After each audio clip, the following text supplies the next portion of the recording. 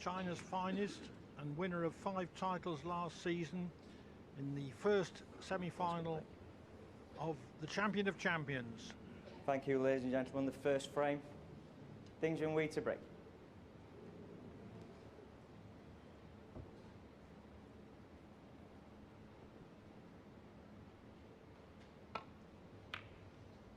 And Clive, wow, what a special atmosphere. You can really feel it here this afternoon.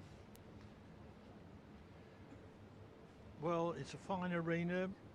Coventry is a very good snooker area, one of many.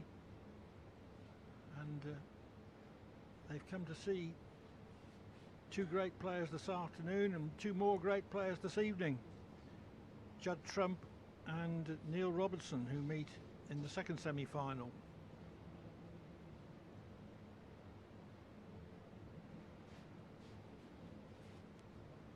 Well, the break-off shot has made Ronnie think, because while he can get to the right-hand side of the table, the pack is such that he just can't get a thin red back to bulk from them when they're spread. Got a clear shot at a number of reds, but an escape route not easy.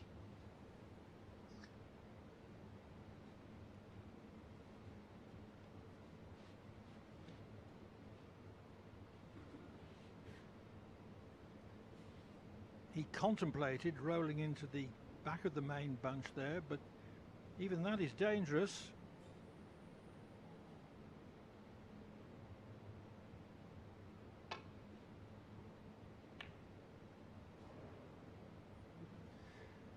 I think he intended to leave the cue ball rather closer to the side cushion, but in any case it looks as if Ding is not too keen on the red along the rail.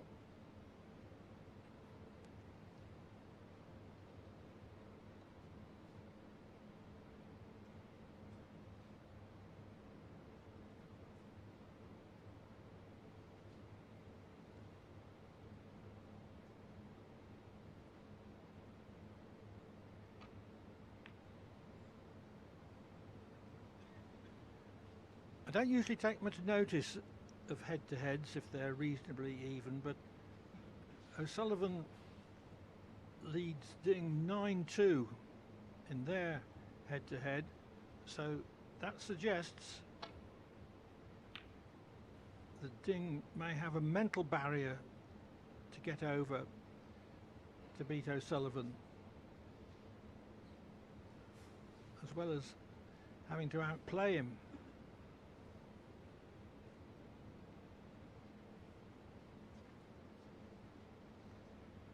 Not since the final of the 2006 Northern Ireland Trophy has Ding beaten O'Sullivan on a significant occasion, and on the other hand O'Sullivan has handed out some trouncings. 10-3, 10-2, 7-1, 6-0, although he only just got home 6-5 against Ding here last year.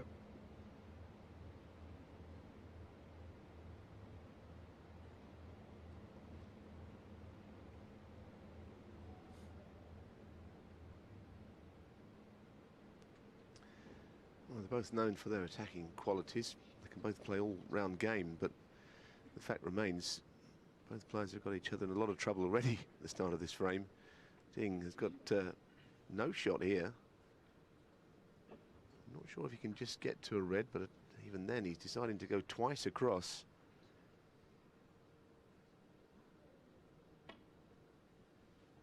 This is a very difficult shot.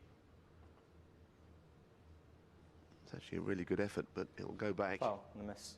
Unless Ronnie decides he wants to play Ronnie that red also to the left middle. Well, so far it's 4 minutes for 4 shots. All of them quality safety shots. Now then, Ronnie deciding that the red is worth taking on.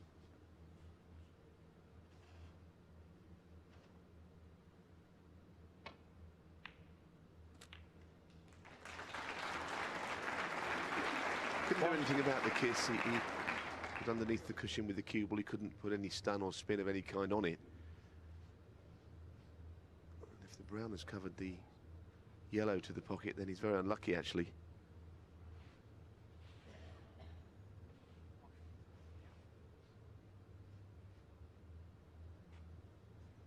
May just be able to squeeze it past.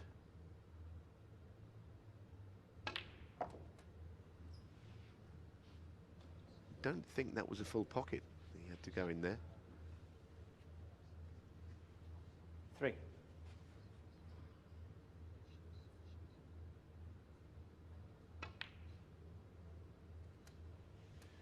Four.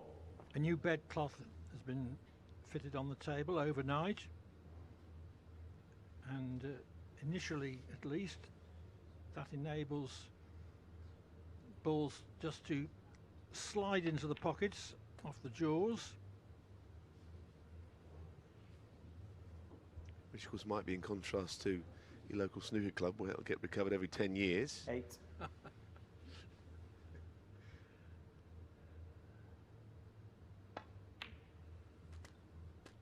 9.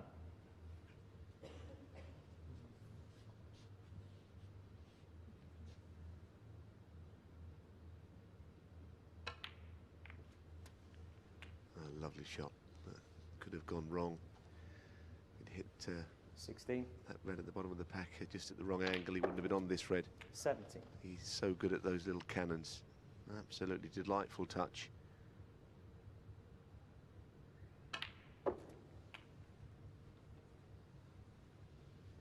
How many times have we seen O'Sullivan come to the table with 24. just a couple of reds out and then gradually develop all of them?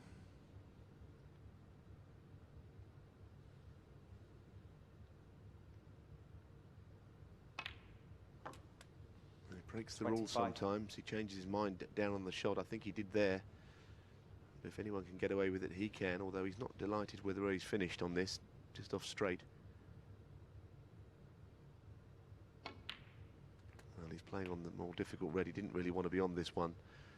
He was eyeing up the red at the bottom of the bunch into the left corner. 32. And there's no angle on it. He'll do well to get out from here.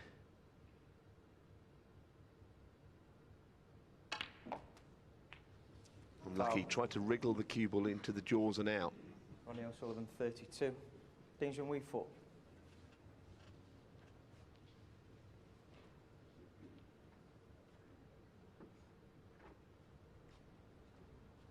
Very little angle to work with.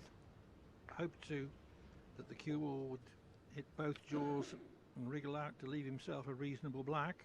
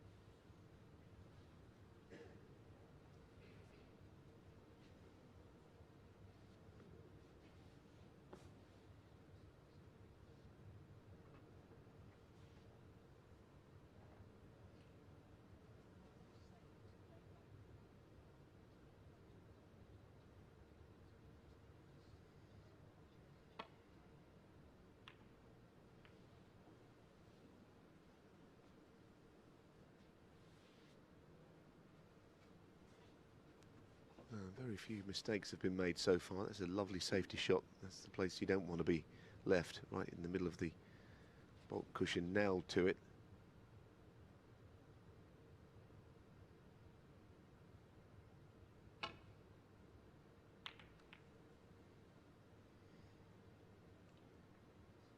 Ding's safety forced a short reply from O'Sullivan, and he's also sent a red over a pocket.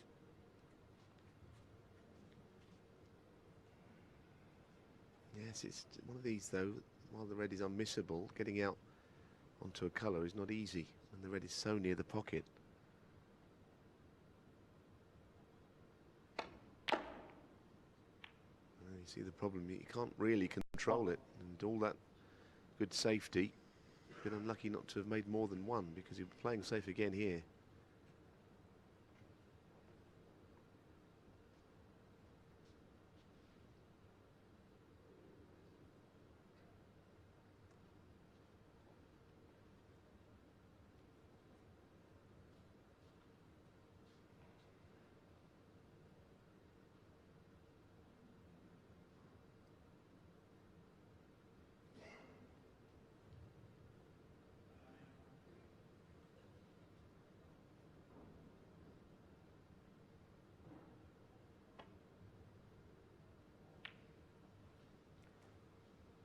Ding Junhui, 1.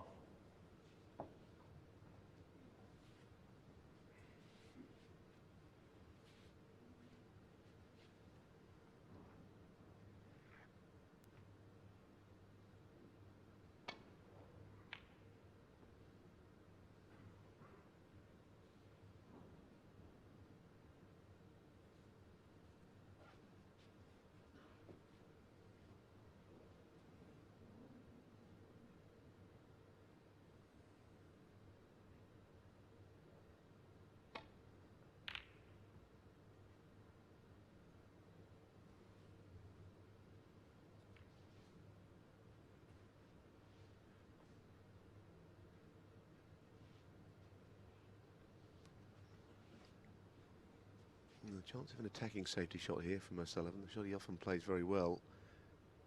Swinging the cue ball around the angles. He caught it a little bit thick this time. It's just a tiny mistake from O'Sullivan, but it certainly isn't bad at all. O'Sullivan 4th in the world rankings at the moment. He doesn't play in every event by any means. That suits him better than grinding it out week after week.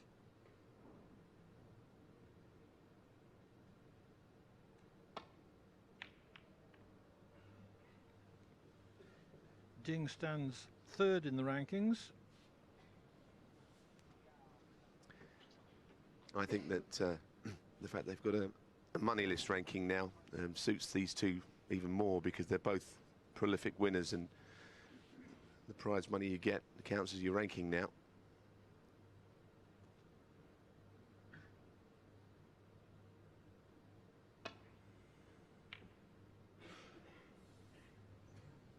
Well, that was a potting attempt.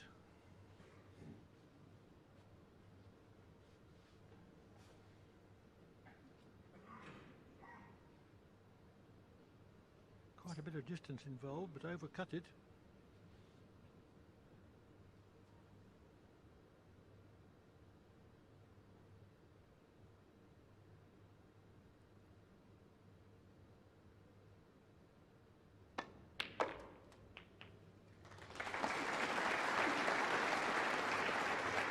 Very clean pot, unfortunately not very good on the blue.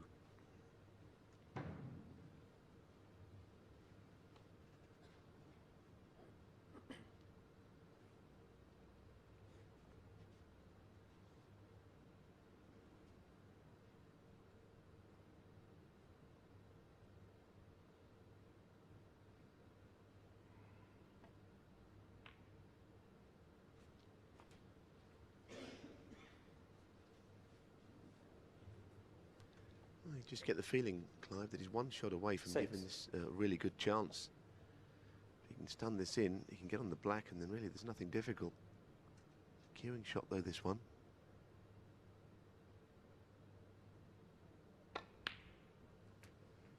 Very 7. nicely done.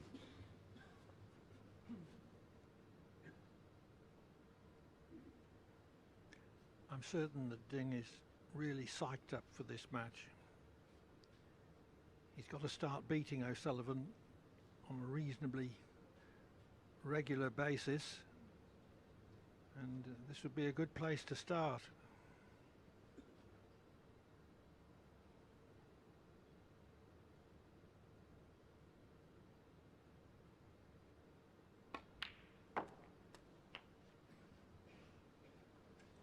He was just a bit too straight on that. He couldn't do a lot. He had no margin for error with his 14. cue ball control, and he's not perfectly behind the red now.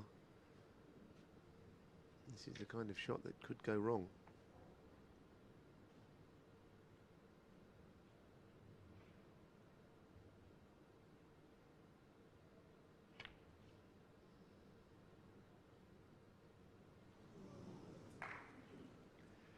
Ding Junhui, 14. Thank you. As it did.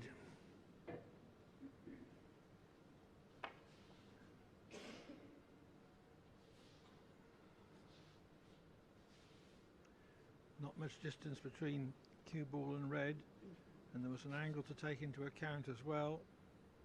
Tricky shot.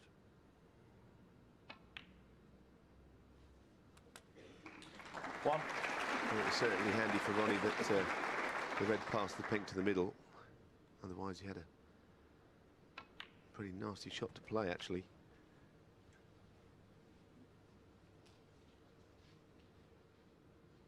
Eight.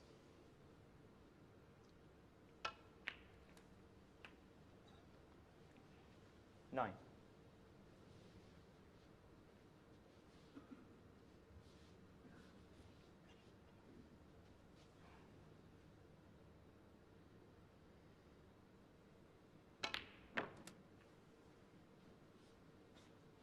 Well, I'm very surprised he played on that red. He's quite away from this now. This is a little straight also. Thought he would be saving this one.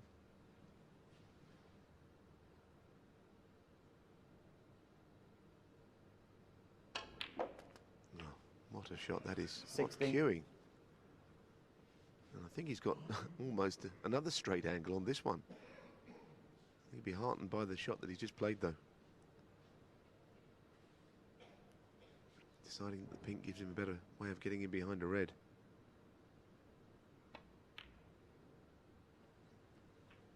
Goodness me, two good shots in a row there. 22.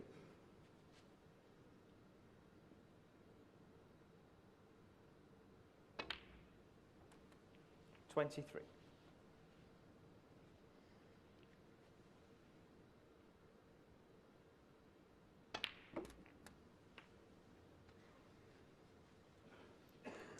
He quickly glanced at the scores before he played 30. that shot on the black, knowing that that was effectively frame ball.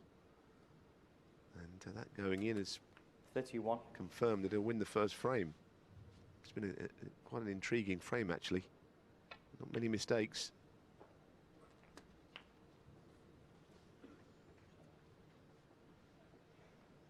$38.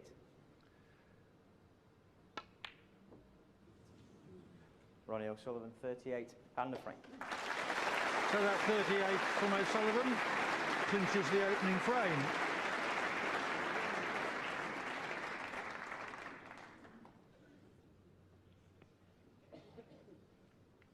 Thank you. The second frame. Ronnie O'Sullivan to break.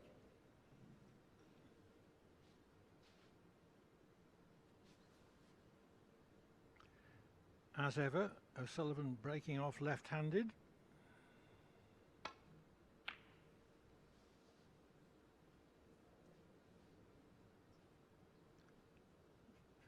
He told me once that he feels more in control of right of centre striking, which you need for that break-off shot if he plays left-handed rather than right.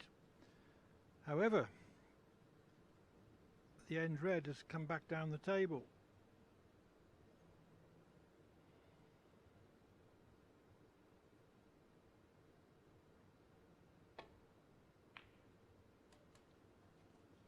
One.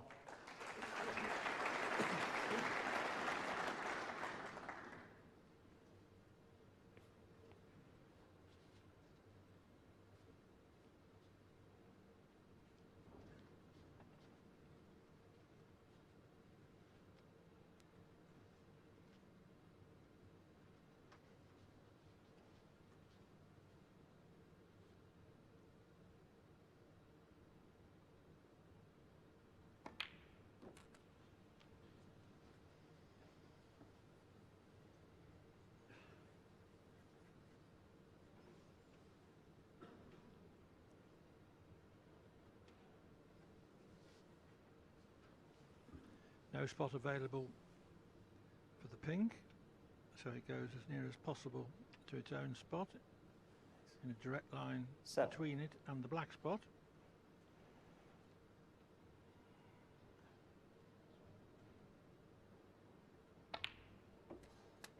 Eight.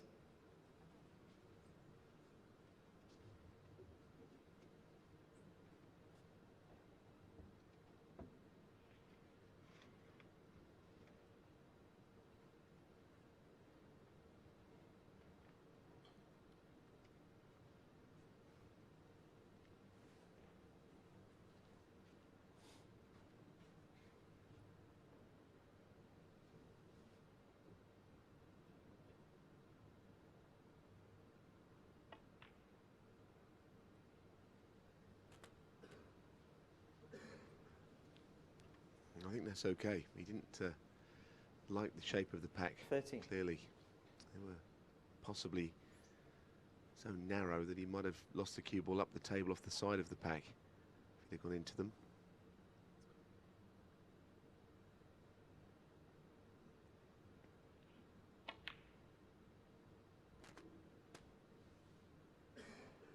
$14. Little slight nudge against the jaws of the middle pocket has helped Ding.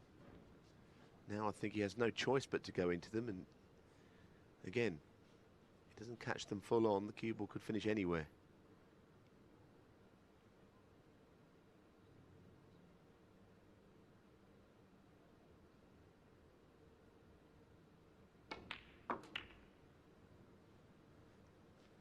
You see the problem he was faced with. He's got something in the middle, but he's lost control 90. of where the white finished.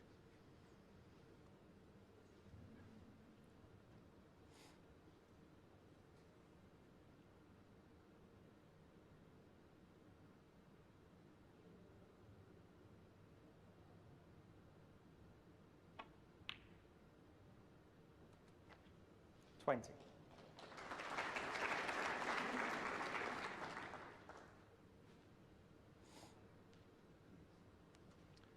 Well, the angle on the yellow is such that it's perfect to go into the bunch again if he feels he needs to. He'll have a look, see what's sticking out.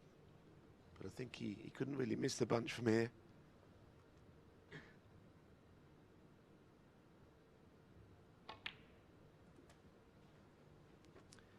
Showing patience, waiting one. 22.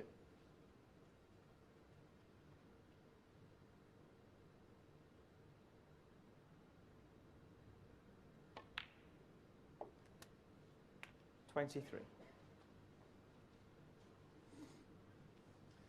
This time the pack are much more inviting, I think. Needs them open now.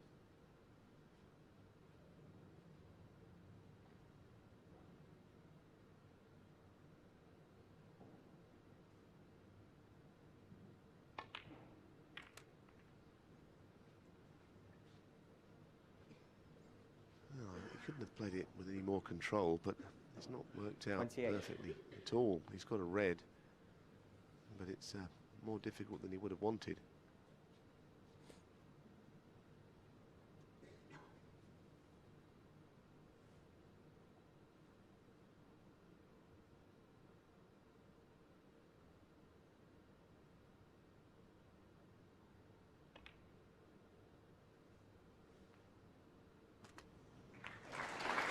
$29. Well, not as played. He didn't play to pot it off the other red.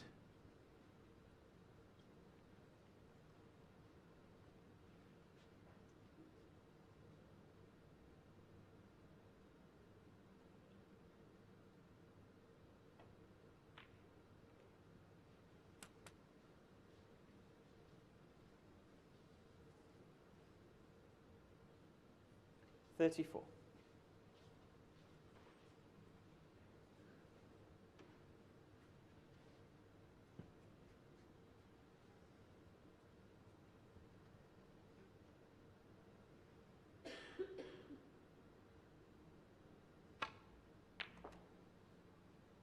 $35.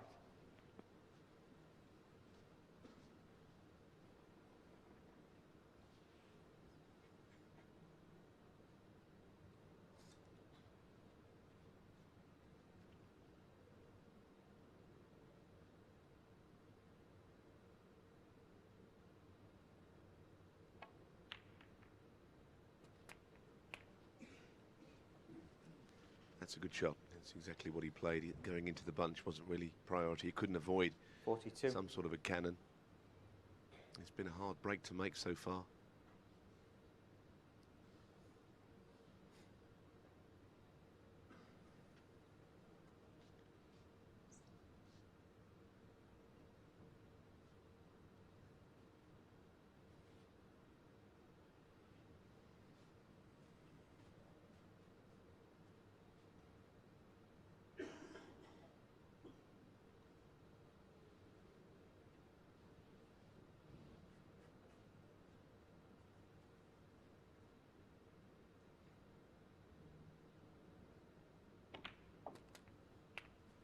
43.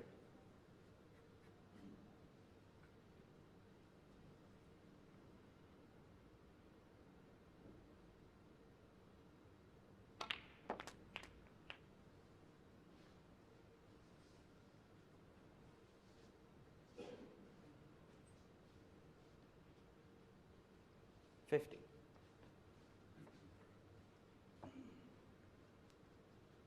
Not too much you can do when you're sitting there watching. Stay relaxed and keep your concentration, because of course the opponent could miss at any time and you've got to be switched on. Problem he's got here, Ding, is that he can't avoid going into the bunch again. He didn't want to. So he's got to get in and out of the bunch onto his next colour from this.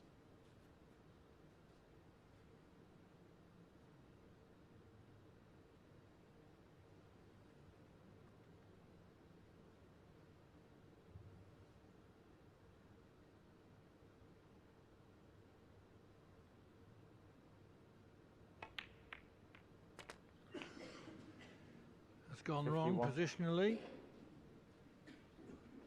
It's one of those shots, Clive, now that it's gone wrong, he probably wishes he'd gone into them more firmly and tried to screw up onto a lower value colour. He's probably in two minds as to which shot to play. Yellow. Picked the wrong one.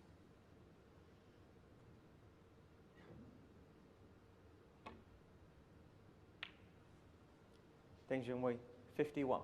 A patient 51, which took him almost 9 minutes. He puts the yellow safe, or certainly safer, to reduce the chances of an O'Sullivan clearance if he does get in.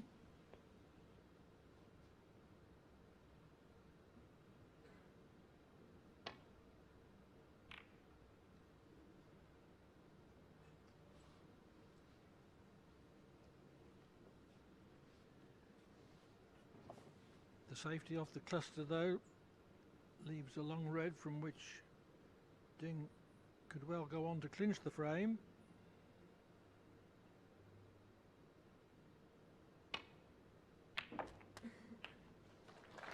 One.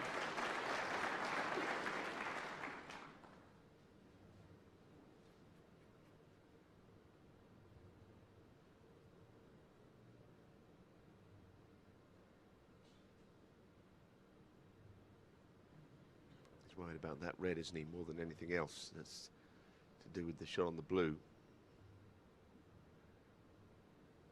And well, he looks okay.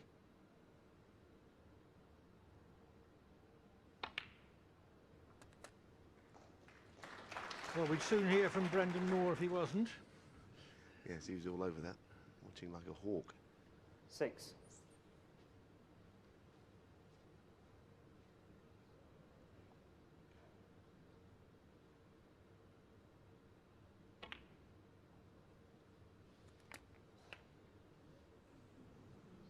Seven. Well, there he is, Brendan Moore, one of the leading referees. No fuss, just very good at his job.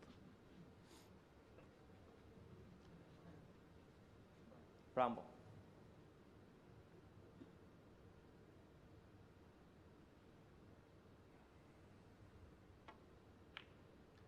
Wouldn't normally have even attempted the Ding brown Junhui, 7. with no position available for his next red. But if he'd potted the brown, O'Sullivan would then have needed a snooker. Yes, and Ronnie will develop the black here, because that would be his only hope of winning the frame when that's out in play. He has made it potable at least, which gives him some hope.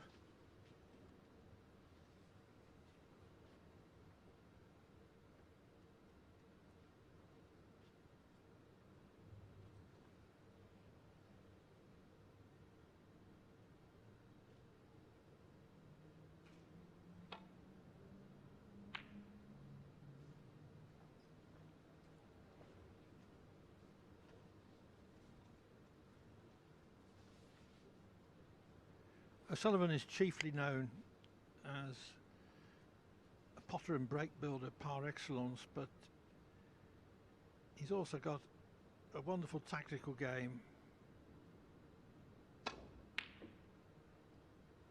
And on the days when he's got the patience to go with it, it's as good as anybody's.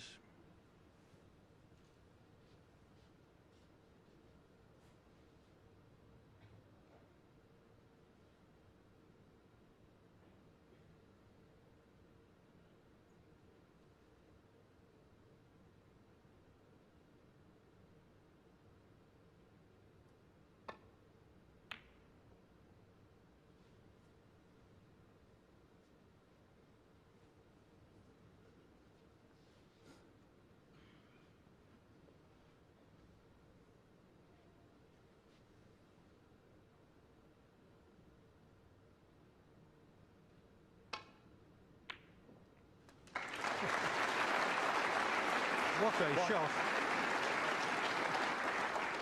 That really was a special one, and look even more difficult, I think, from this angle. Wow. And the fact that he's finished the other side of this red means he can get on the black from it as well. That was another key shot. Not an easy shot, though, to get around onto the black.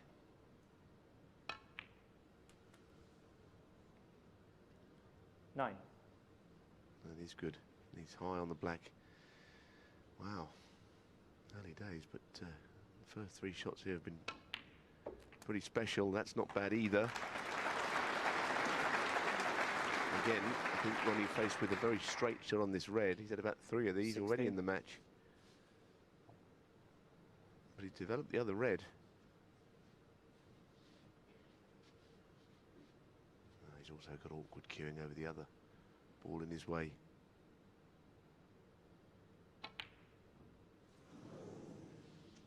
Tell you what, that Ronnie was O'Sullivan.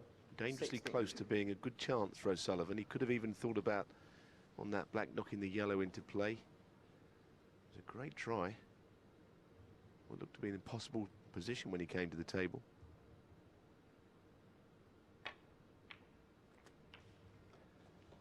O'Sullivan came to the table needing 4 reds, 4 blacks and all the colours to steal the frame by a single point.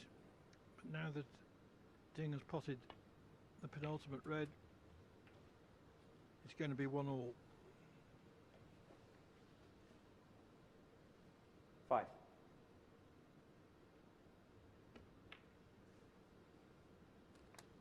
Six. Now for the shot that O'Sullivan could have played if his break had continued. Pot the black and develop the yellow.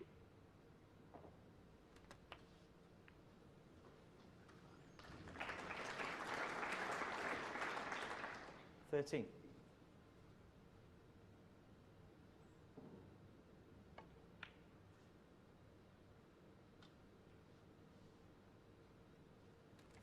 $50.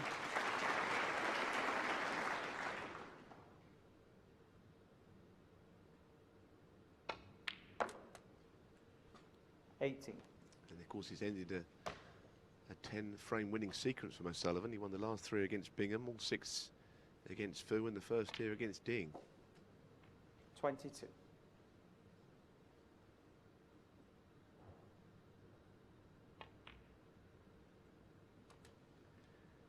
Ding opened the scoring in this frame with a break of 51. O'Sullivan had a fleeting chance to steal it. 33.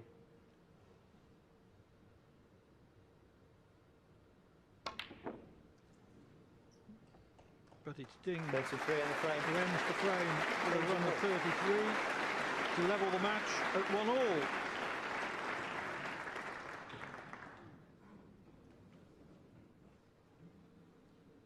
Thank you. The third frame. Ding JUNHUI to break.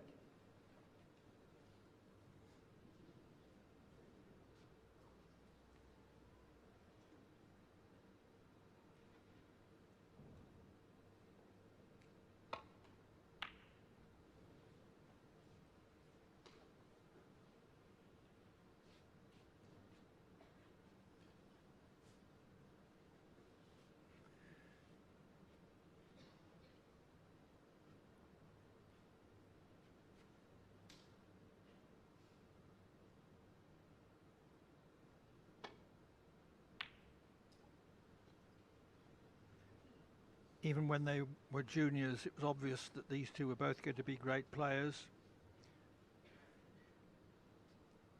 O'Sullivan made his first century when he was 10, his first competitive maximum at 15, won his first world ranking title just before a week before his 18th birthday.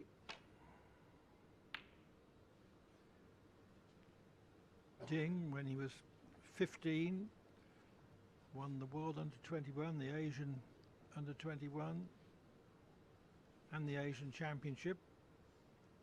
Won his first world ranking title just after his 18th birthday, beating Stephen Hendry in the final.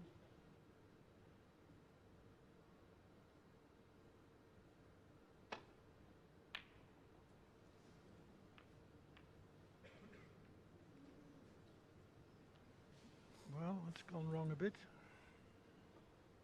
Yeah, it wouldn't have been quite so bad if it hadn't have just flicked the middle pocket jaw and given Ding a chance.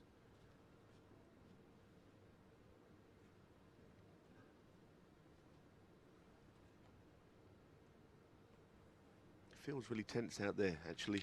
This is a lot of expectation. I think the game has been good. There's not been huge breaks, but it's been quite a gripping first two frames, and you can sense the tension in the air, despite it being a long way from here to the winning line.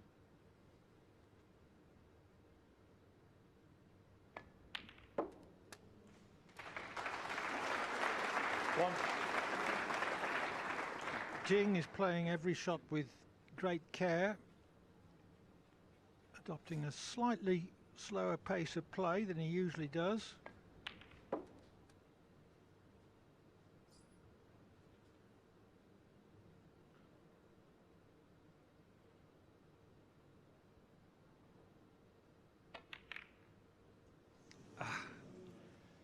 JUNHUI. One. But he overcuts that cut-back black. Yeah, they're always missable shots, those, playing them with a bit of extra pace for some reason. If he'd been rolling that in, I don't think he would have missed it. But it's left Ronnie awkward queuing all the same.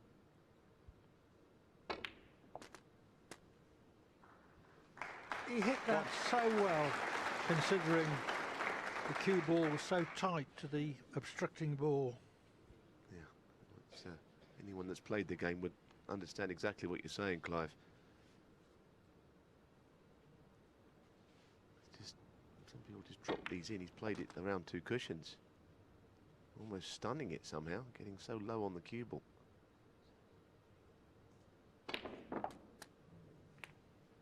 Well, that's worked out well. He's played it beautifully, actually. Didn't get any applause, but I tell you, that was a really good shot. 8.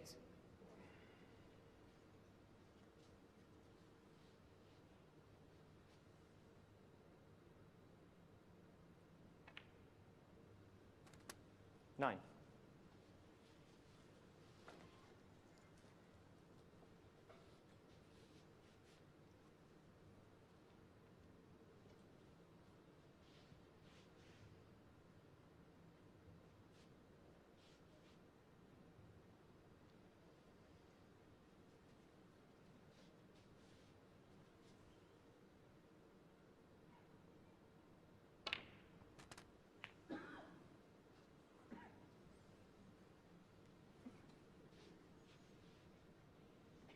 $16.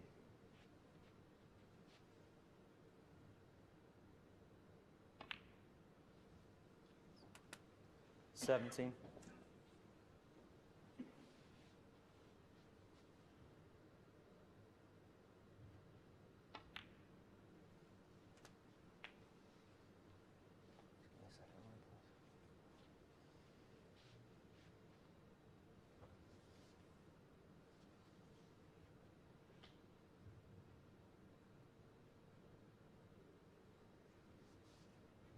Again, no 23. spot available for the pink, so it always takes a second or two longer 24. in such an instance to get the replacing of the colour dead right.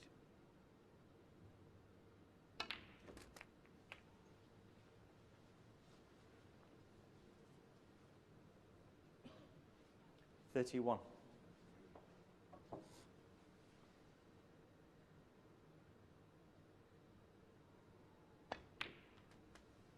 32.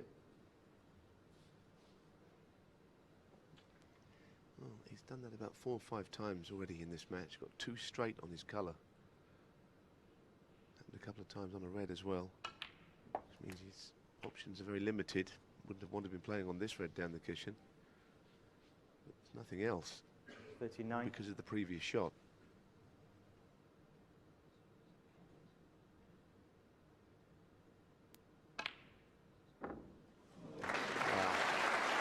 Fabulous shot. He's right on the black perfectly. If I wanted to be critical, which is quite difficult to do about the speed of that shot.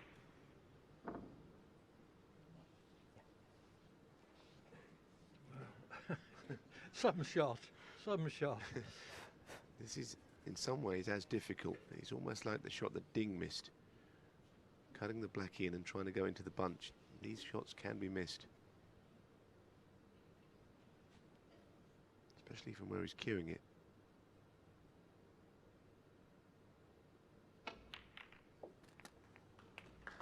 Well, I'll tell you, he's played it as well as you could ever wish to see. But he might still not be on one. 47.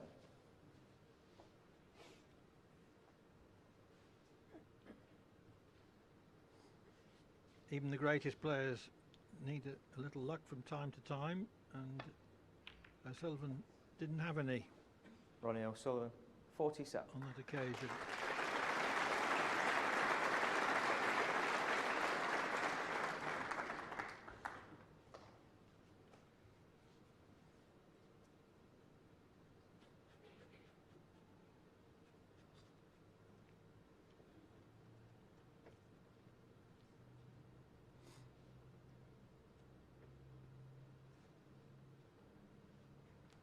Ding looking at leaving the cue ball at this end of the table, and if so, would Ronnie be able to get to the red above the black? That's what he was eyeing up there. Never was thinking about going for the pot. Well, I think he has left that on. Hasn't got the cue ball near enough the cushion.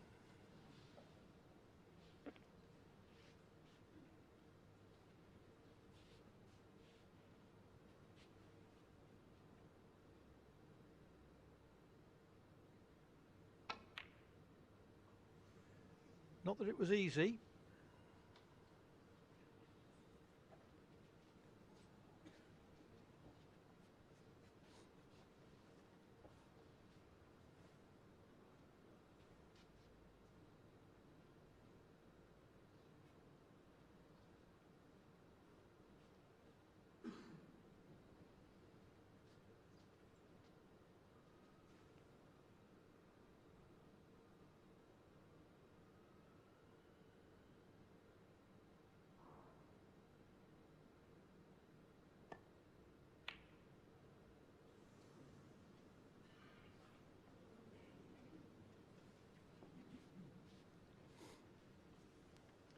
I don't think he wanted to be rolling it, but that was his best way of getting on the black. He's a much One. better player when he's using a bit of stun, a bit of extra speed, and playing those little roll shots.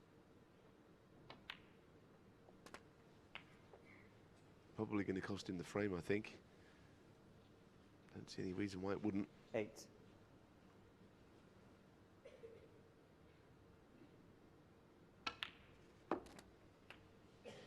9.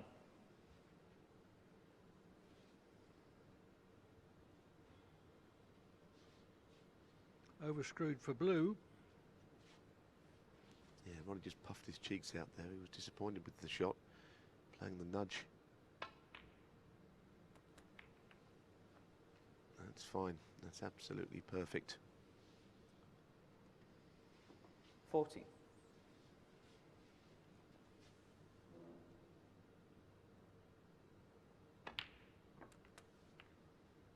50.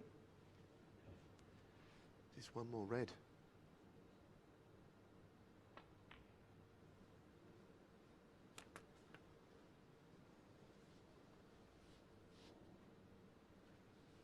20. Well, cue ball has just gone a little too far.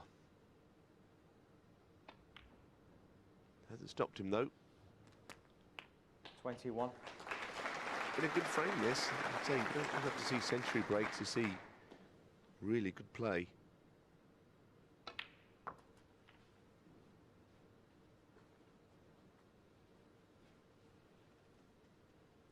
$23.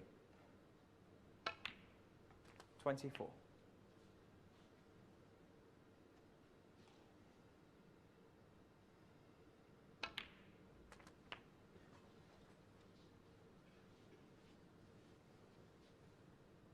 $30.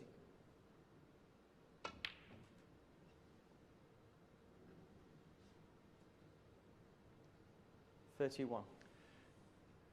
Everyone knows who's won this frame already, but O'Sullivan's still playing the shots, 36. trying to solve the frame's remaining problems. 37.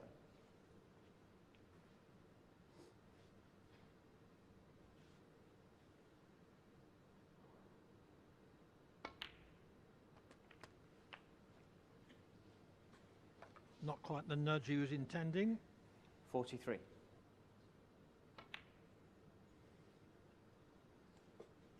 Ronnie O'Sullivan, 43, and the frame.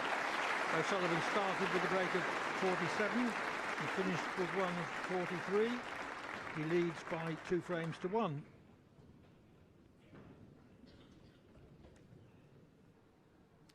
Thank you. Frame 4. Ronnie O'Sullivan to break.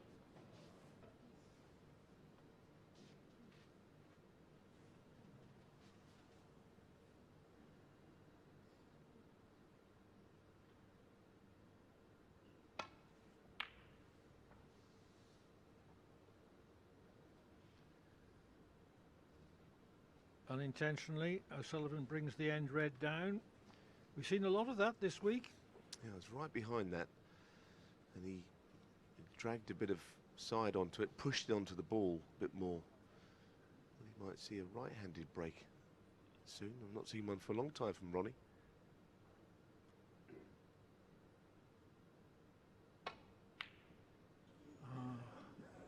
But Ding spurns the chance.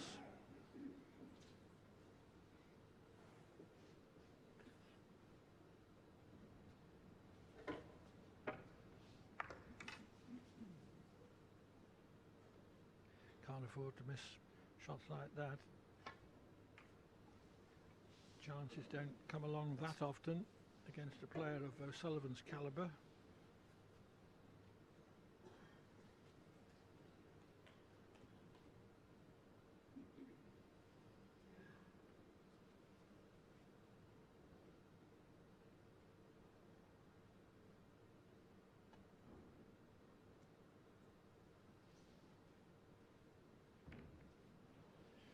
With regards to the break-off shot, Neil, I just wonder whether he or indeed another player might try breaking off from the other side, the side nearest the green. 1 or 2 players already have. And I don't think an end red was brought down quite as often from that side. I've no idea why, but simply the case.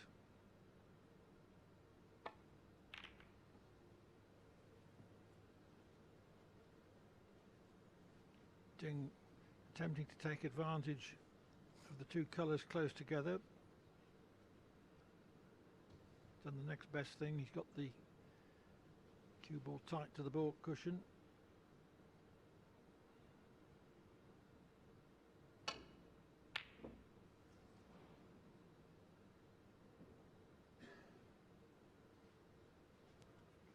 He's played that pretty well, hasn't he? He obviously went for the pot. A really good stick was the one that he was playing, but he knew the cue ball would come around the table. It was a natural angle.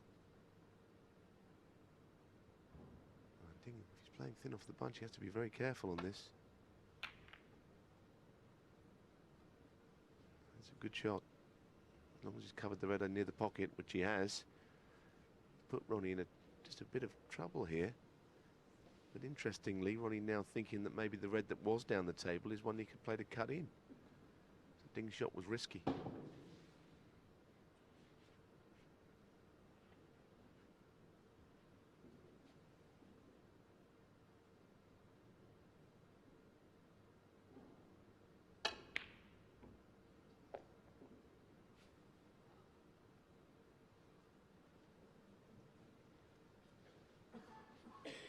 Made sure he screwed back to the baulk cushion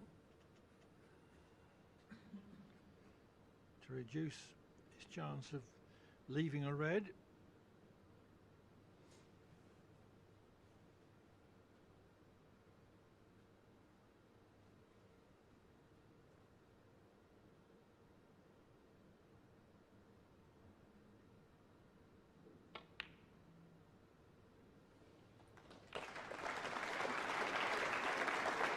He had to be confident there to play that shot, because of course if it goes wrong he leaves the red available. It's a good shot from Ding.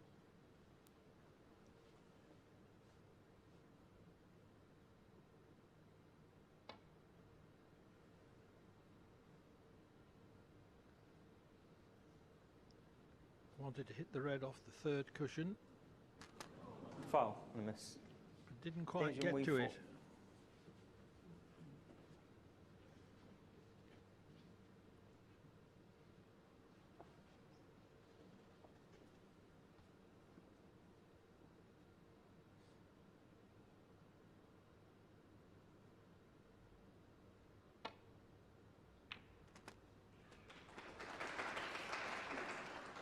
One.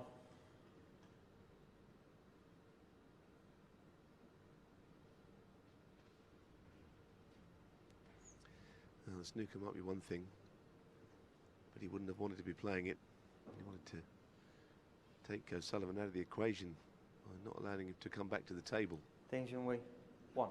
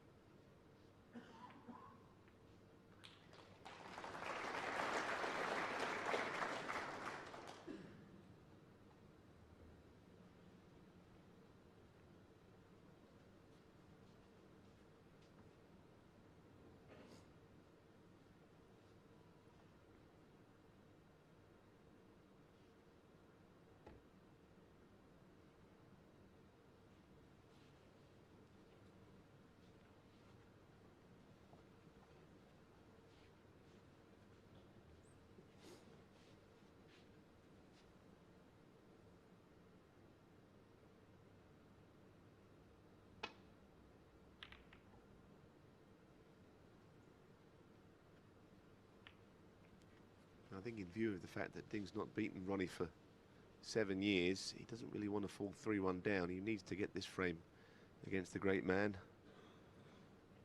Ronnie is not known for throwing away big leads.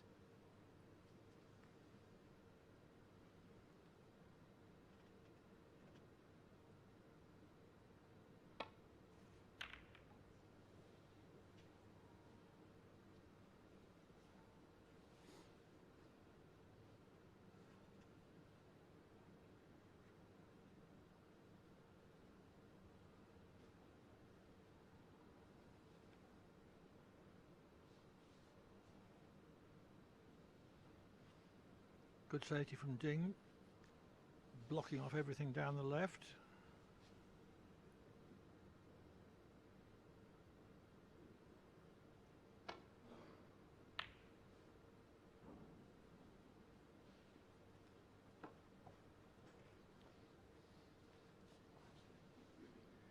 Containing response from O'Sullivan.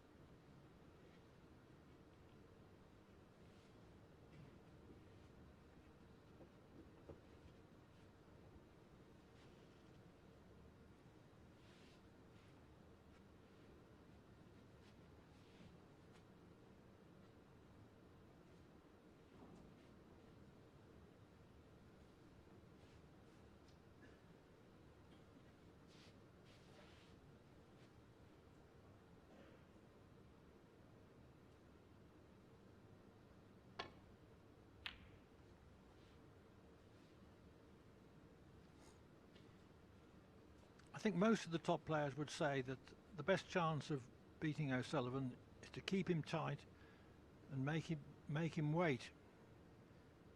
That seems to be Ding's policy today. He's taking just a little longer on his shots than he normally does. Of course, that's partly because he doesn't want to make any mistakes.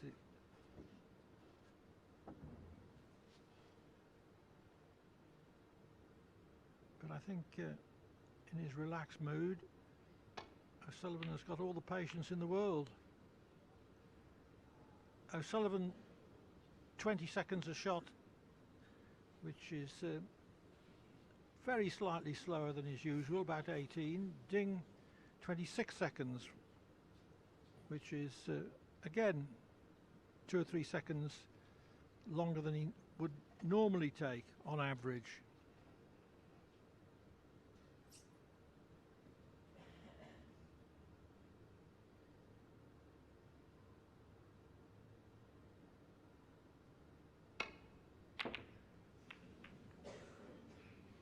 Of course, shot times are partly determined by the sort of match it is. If there's a lot of safety, a lot of thinking time, that tends to bring the average shot time right up.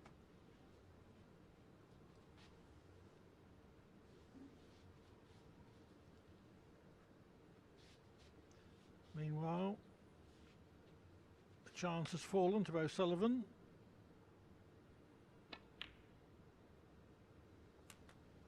One.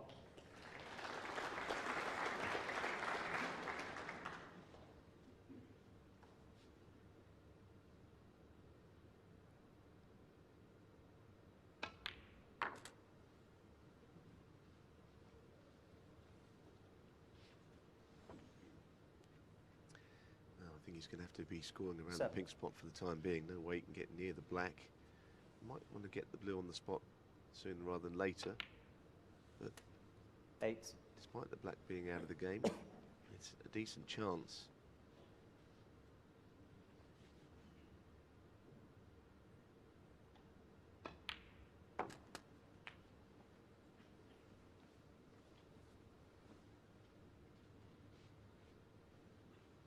$14.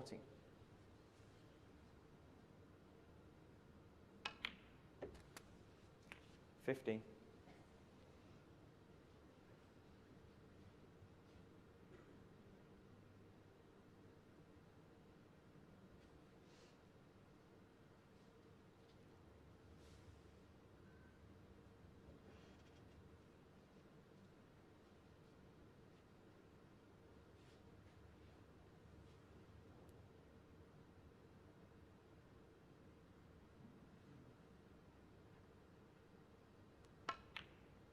Doing that thing, changing his mind on the shot again, not recommended. But Ronnie seems to get away with it. 21.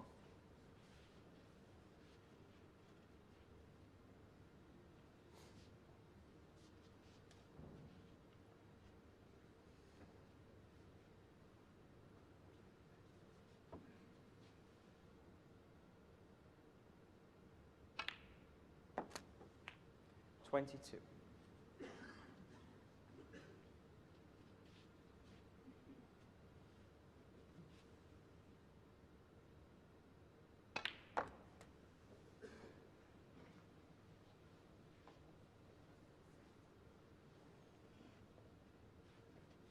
27.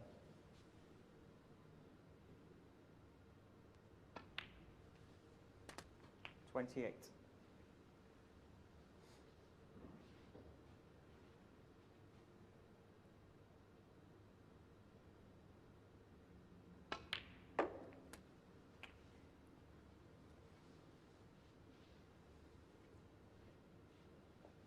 34.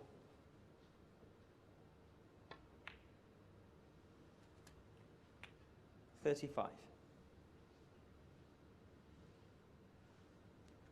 Well, he can't let the cue ball drift too far down the table, or won't be red on. He has to hold the red that's nearest to the pocket. That's what he's shaping up to do.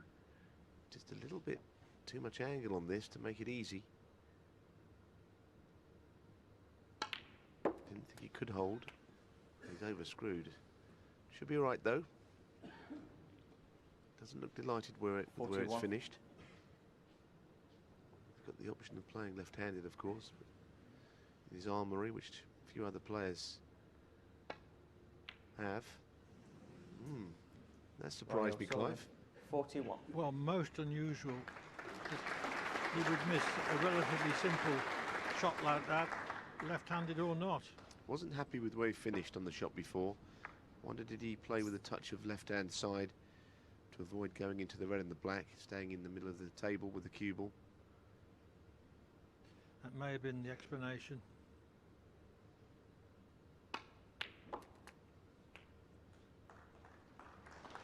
No, there is a huge shot here available to Ding. It's not easy by any means, but if he plays to pot this in the middle, this pink, he could open up the black and the red surrounding it. And it could be a frame winner, but I'm not saying for 1 second it's an easy shot.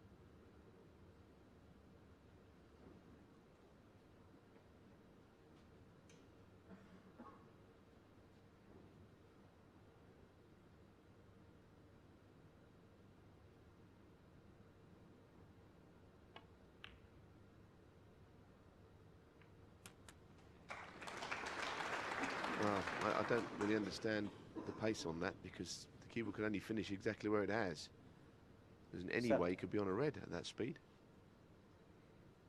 As I say, admittedly, the other way of playing was difficult. But he's achieved nothing there, Clive. 7.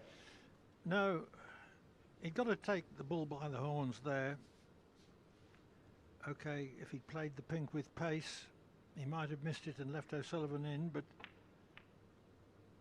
you've got to play the right shot, which O'Sullivan hasn't.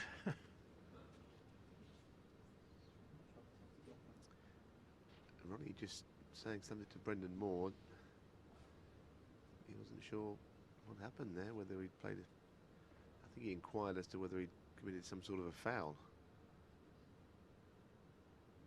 Didn't see anything wrong. Well, whatever the explanation, it gave Ding a chance, from which he's made nothing. Now, these two are marvellous players. They've played 2 or 3 not very good shots in a row. This is Ronnie's shot.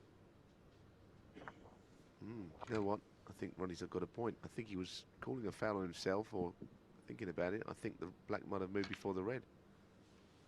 But he did mention it. He made reference to it to the referee. 1. I think it may have been a foul. Well, Brendan Moore was in good position, and it was a hairline decision at 6. best. Absolutely. It's probably made no difference, actually, because Ding would have still played the same shot. And the 7 points in the 7. context of this frame means nothing.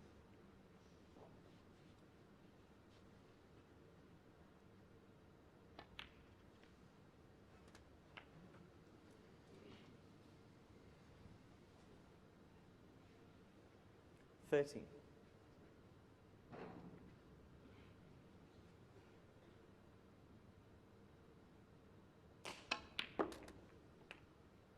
Fourteen.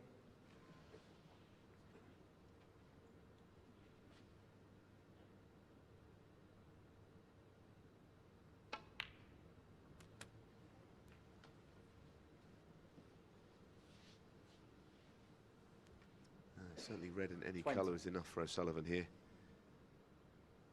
And he deserves his lead. 3-1 21. at the interval would be absolutely fair, I think, and what we've seen. Things looked a little tentative, not played badly, but just a couple of shots. Don't you think that he's playing 27. someone like O'Sullivan, he's not filling in with much joy. 28.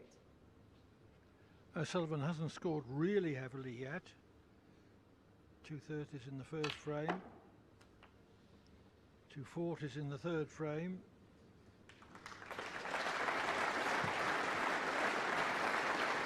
$34. Oh, that shot, Clive, the cue ball just zipped around the 35. table. It's quite something. The frame was over, but it was still a lovely shot to see. Yes, I'm certain that the form is in there. 41. We've already seen some exceptional shots. Ronnie O'Sullivan, 41. And with at the the 3-1 lead at the mid-session interval, O'Sullivan is going along very nicely. So the defending champion off to a good solid start against Ding Junhui, leading 3-1 at the interval. Join us next. Hi, welcome back. Well, the players are standing by for the conclusion of this semi-final. What can Ding Junhui produce in the final frames? He'll need to find something special if he's to stop the Rocket, who leads 3 frames to 1. So let's welcome back the players now. We'll be rejoining Neil Folds and Clive Everton once the players come into the arena. Ladies and gentlemen, please welcome back Ding Junhui and Ronnie O'Sullivan.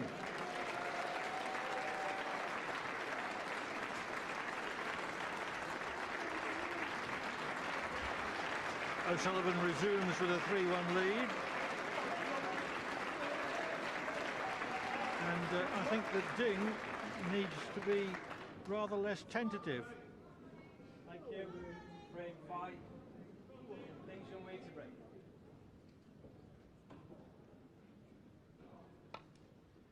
We did catch a glimpse of Ding in the practice room, and we saw just how frustrated he is with his performance, slamming one ball into a pocket and then shooting the cue ball off the table. But I think when you're feeling like that, sometimes it's a case of better out than in, rather than let the frustration fester.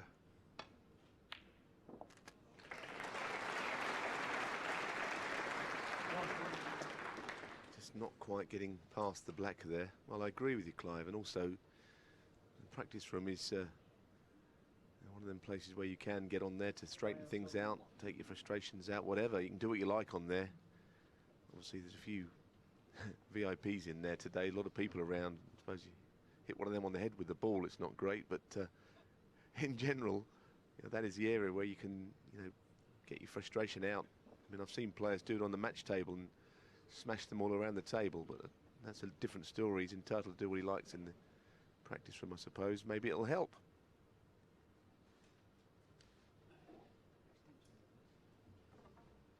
If nothing else, it does prove the frustrations that a snooker player feels. He's probably sick of losing to O'Sullivan, and he's not there yet.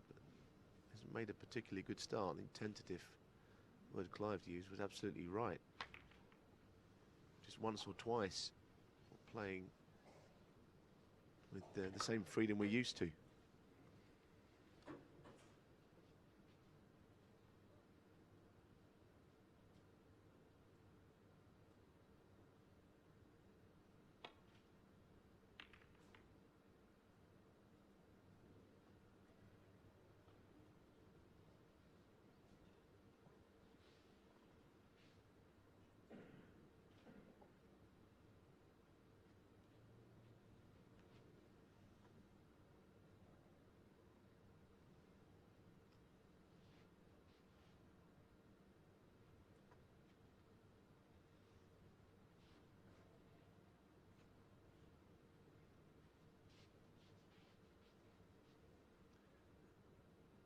O'Sullivan was contemplating a safety off the red next to the pink, which would really have opened the bunch up.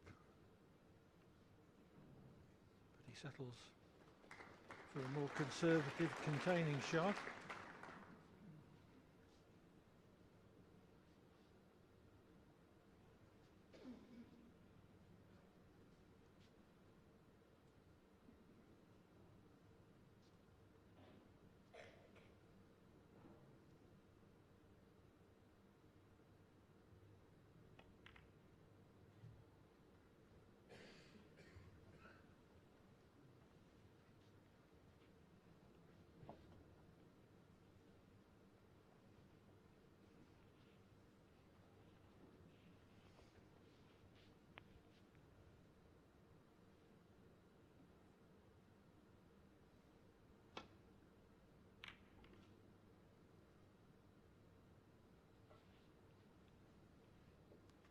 That's always the danger on these super fast cloths.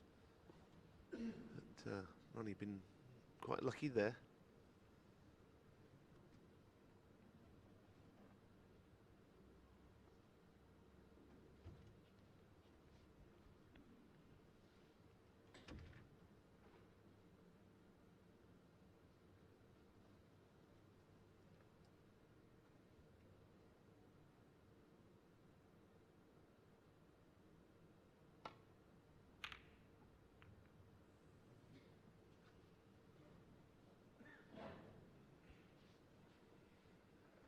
Not so lucky Ding Junhui on that shot. He knew that the red was coming towards the red near the pocket to clear it, but the double kiss, the red's gone absolutely nowhere. That's bad luck.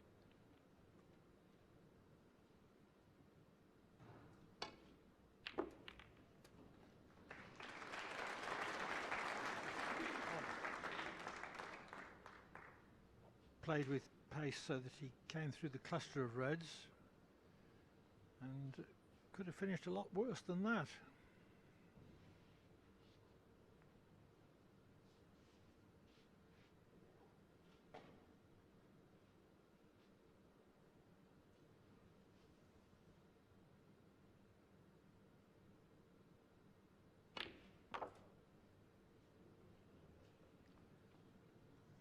Self-snookered.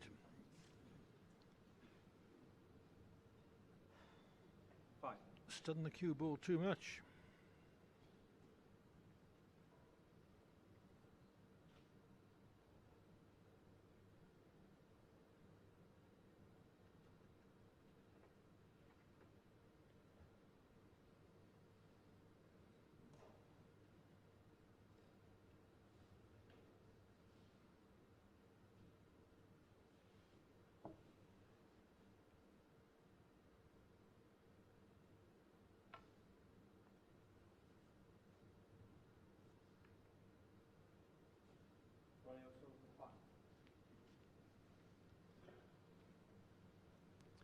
Handled it well enough though, and while the break ends, he's not left Ding a chance.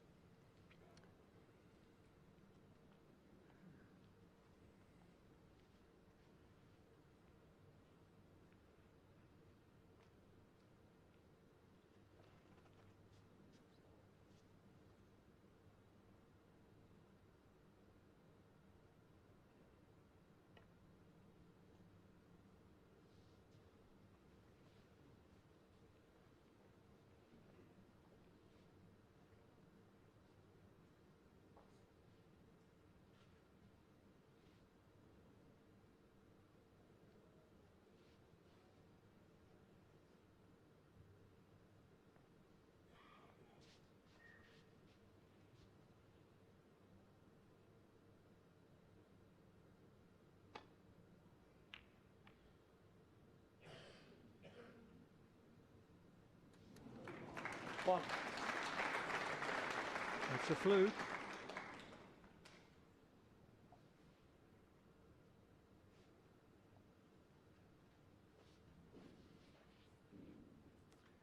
Well, this next shot is not easy from there. Pop the brown in the middle. No, well done. Made it look simple. If you go back enough years, players would have just trickled in behind the colour there, almost to a man, I think.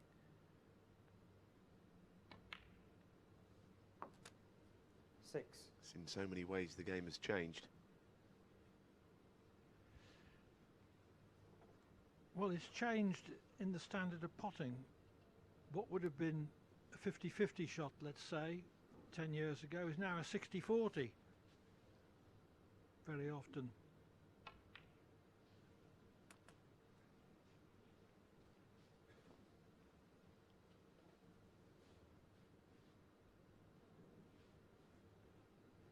$12.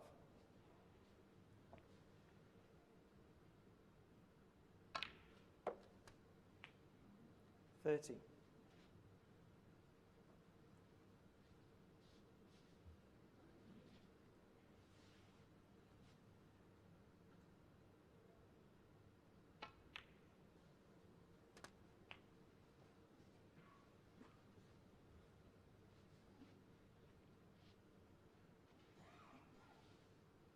19.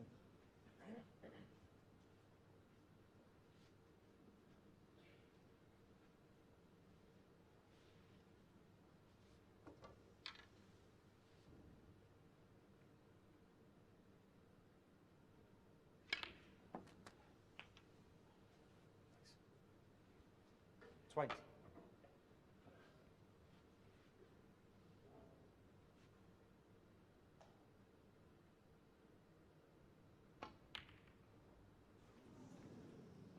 Ronnie O'Sullivan.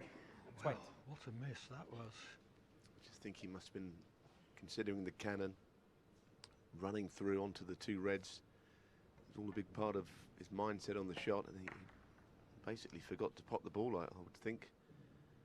Divided concentration, maybe. Yes, but the cannon was automatic.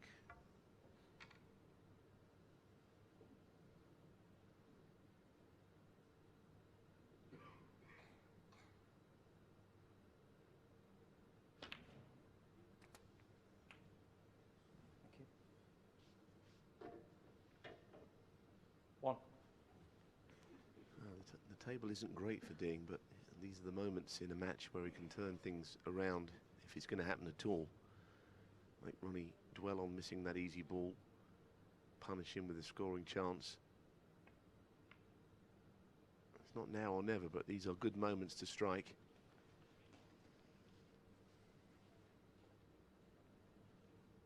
Seven.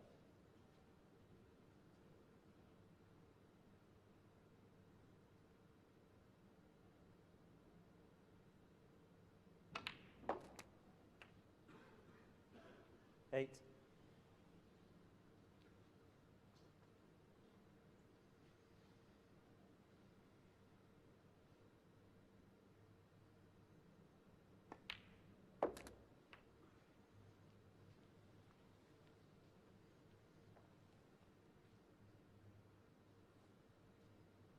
$14.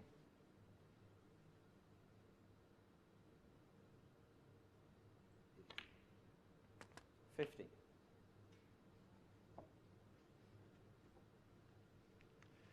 O'Sullivan being given time to reflect on that hideous mistake, really, which has let Ding in.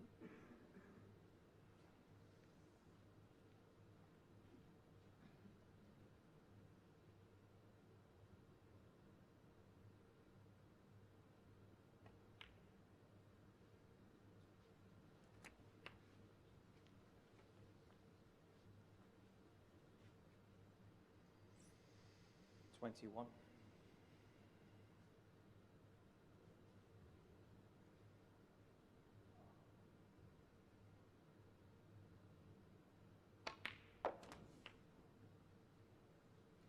$22.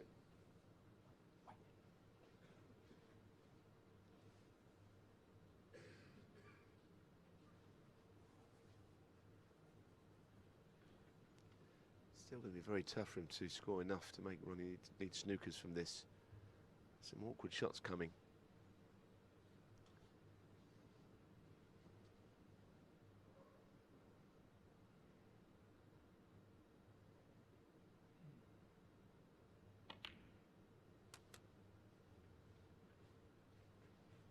Right, that's where he wanted to be from that 28. previous shot when he lined it up.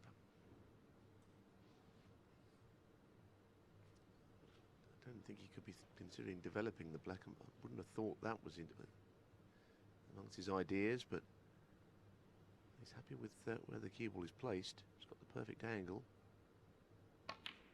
Yeah, deciding against that. Very good at that 29. shot. He played it just a few shots ago. But this is where we're almost at crunch time.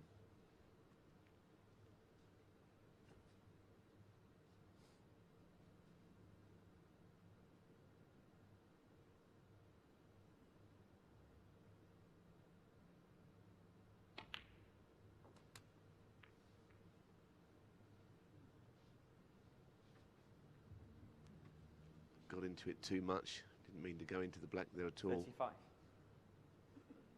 Still okay. But The red down the cushion he's looking at, a bit of speed on it would make the pot missable. It could rattle.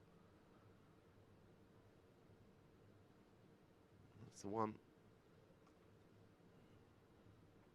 That's why he's coming away from it with the other red instead.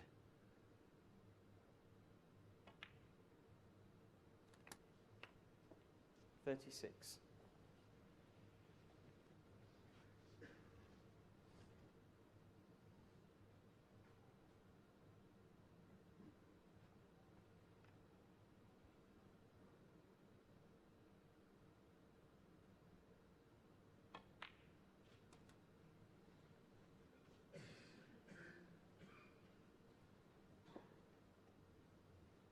.41.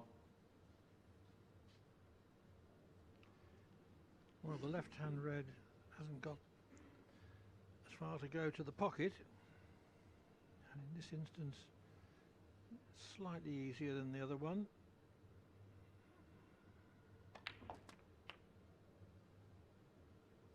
.42.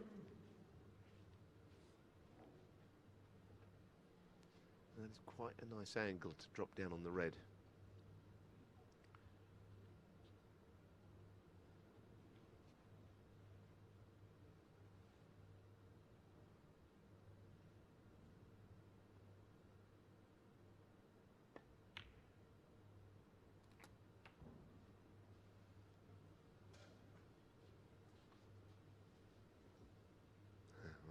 Doesn't need me to tell you that this 48. shot could be missed. I don't think he'd be playing it firmly. It's one that could hang over the pocket should he miss it.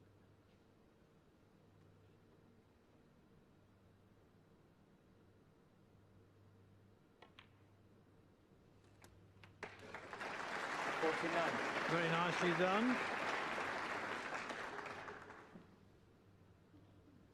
So, blue and one more red, and Ding would have O'Sullivan needing a snooker.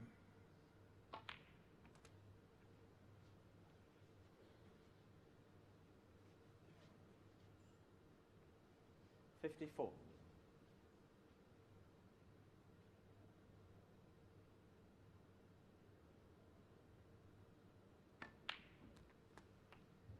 .55. Very well played from Ding. In a super break.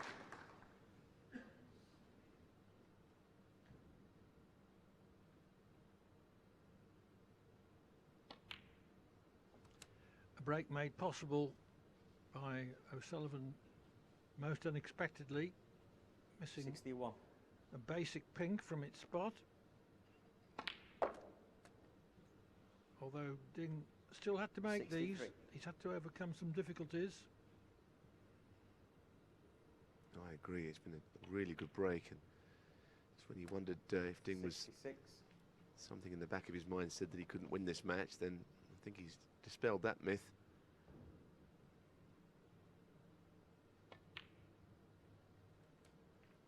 .70. Ding has shown that he can make them if he gets in.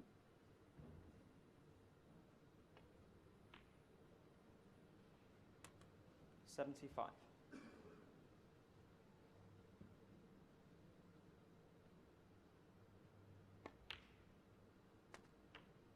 .81. Ding Junhui trailed Ronnie O'Sullivan 3-1. But with that 88 clearance, he reduces his arrears to 3-2.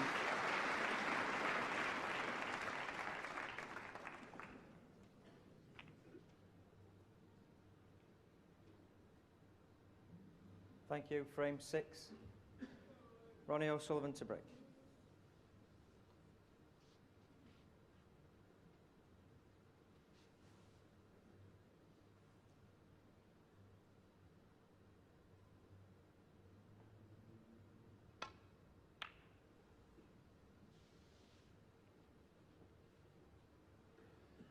Still with the left-handed break-off shot, and this time he hasn't brought a red down past the blue spot.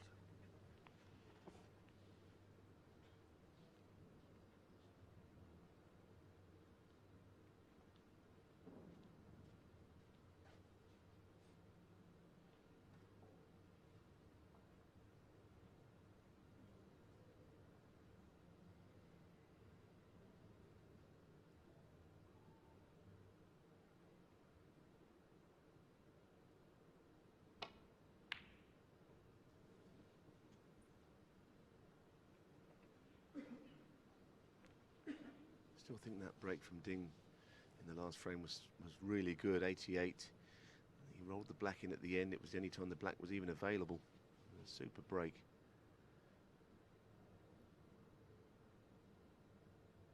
I think it's made Ronnie think a little. This is not one of his best shots. Maybe all right. It's very thin, this red. That was a slightly ill-controlled shot there from O'Sullivan.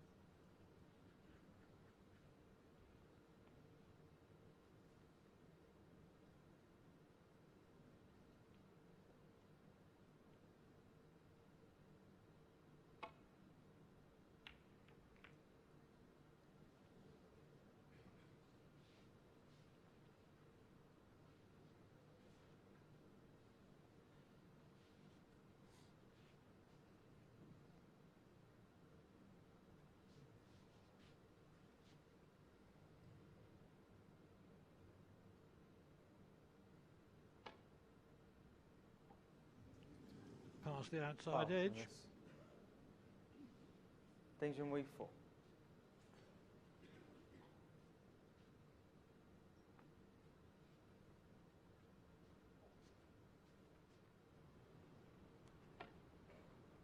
Yeah, had to be thin to avoid going close to the corner pocket. I wonder if Ding will be asking Ronnie to play from where it is. It almost is more dangerous from there. Well, going back. I think Ronnie will play the shot better this time. It's just a fairly thin contact, but it could put the cue ball in behind green and brown if he does get it right. What do you think, Ding? Okay. I've got no screen.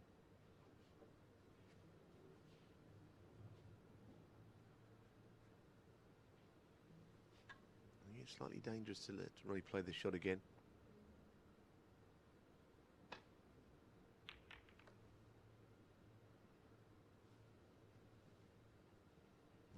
Got it back, but not much else really.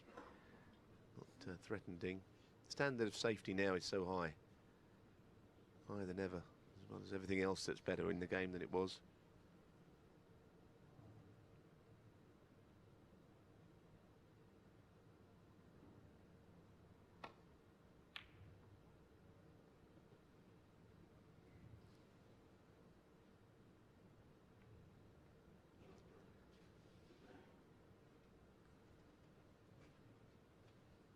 Awkward bridging for some, but not all reds.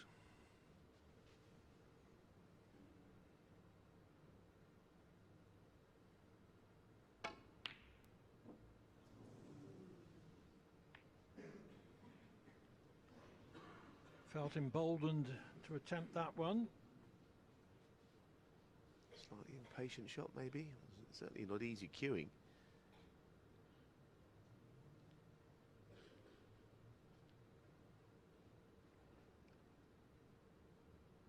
Well, I know it's well gone, but I just wonder whether O'Sullivan is still irritated with himself at missing that easy pink in the last frame, which let Ding in for that winning 88. It was such an easy shot, and he can be very self-critical.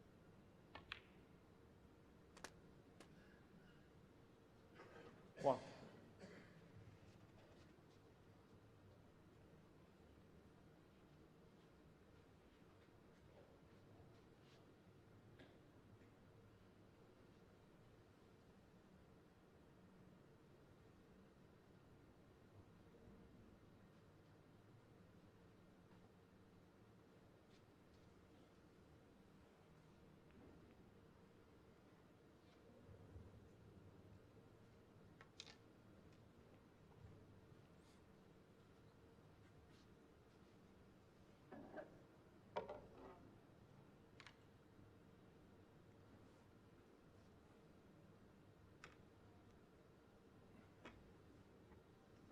in the end prefers yellow to blue.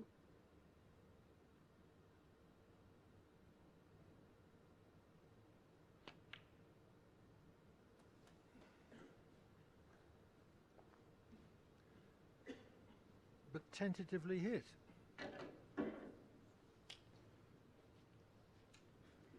Three. Intended to leave red to right middle. Can only attempt it now to right corner.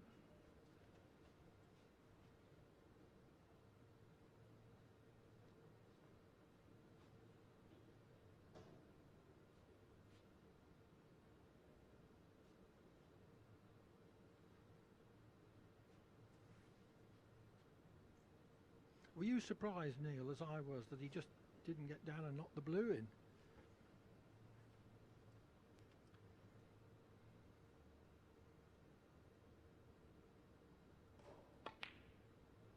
Yeah, I think so.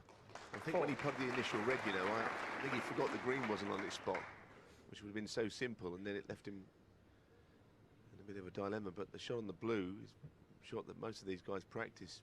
Anyways, put it right, and the last frame he struggled for position due to the state of the table, but signs that whatever he did at the interval to rid his frustrations has worked. He's played better since then.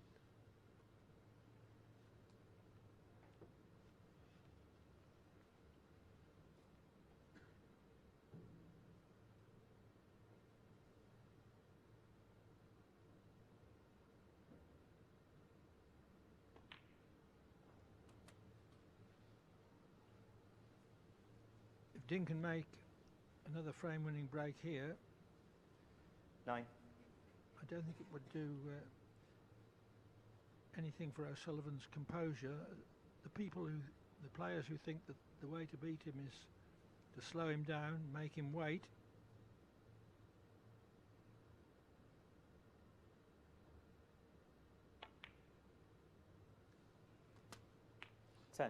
Will point at the way that Ding has played this afternoon, and of course in the last frame he made an 88 break, which took quite a long time.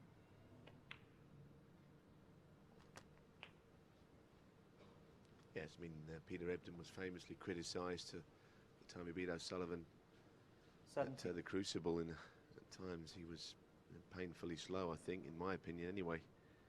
Whether it was an intentional plan or not, I don't know. He denies that, but it was at times 18. difficult viewing. But ultimately, players like Ebdon have beaten O'Sullivan, and everyone else has, by putting more balls. It comes down to that. At the end of the day, it has to be that way.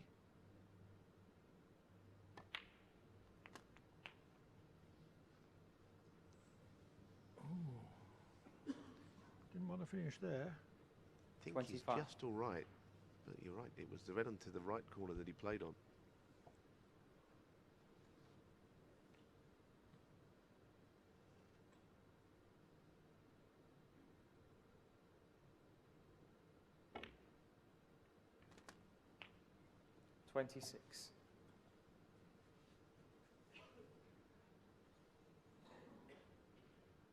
He's scrambling around here, just staying in position.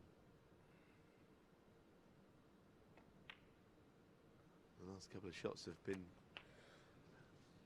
not so much a bit iffy, but just desperately trying to stay with the cue ball in control. 33. Let me say at once that Ding's pace of play is well within accepted parameters. I'm not sure that Ebdon's was against O'Sullivan in their notorious World Quarter-Final. But there again, 34. the referee didn't step in, and he is the sole judge of fair and unfair play.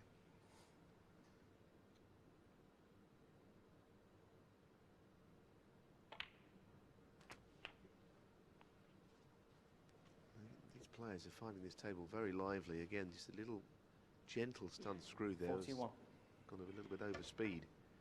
It won't make a lot of difference.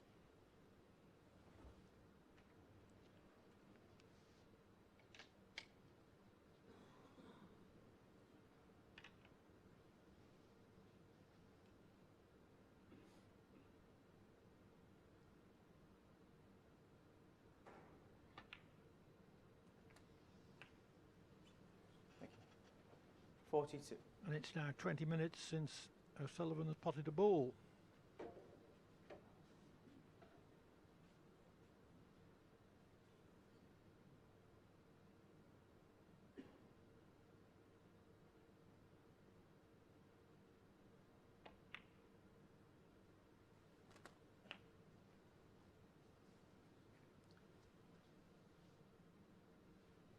$49.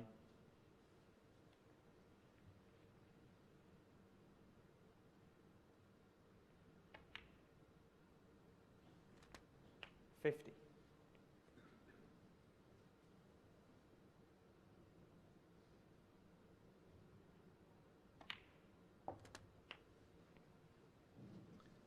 'Potting this red opens up one to the left corner as well at the bottom of the bunch of 5.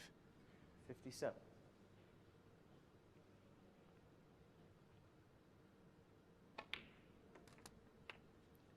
58.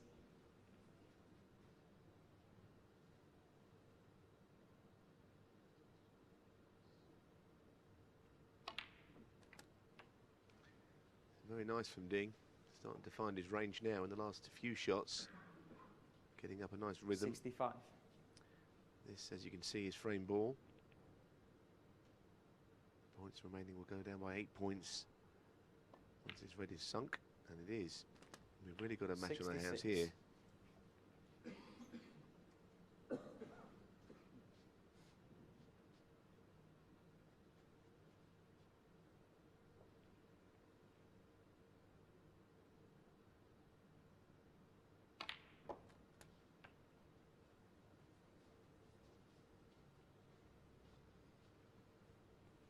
$73.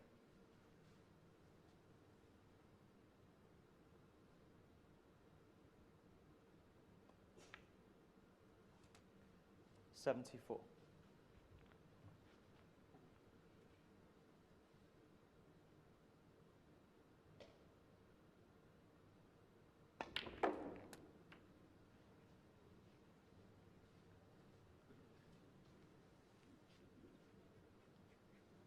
80. Was unable to develop the bunch to advantage.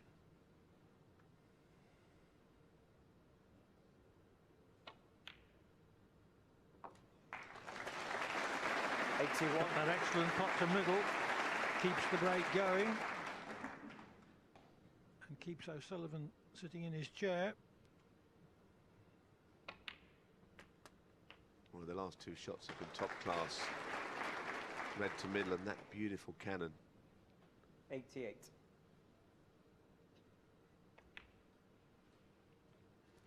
89.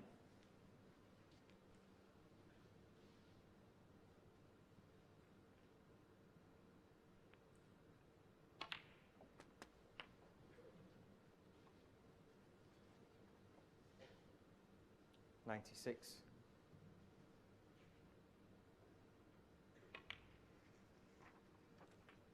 97.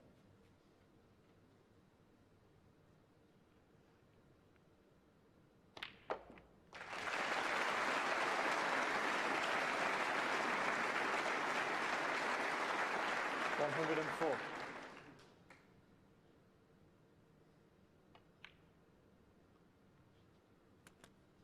105.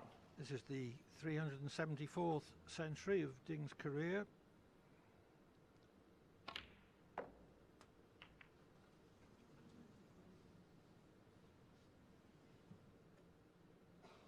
$111.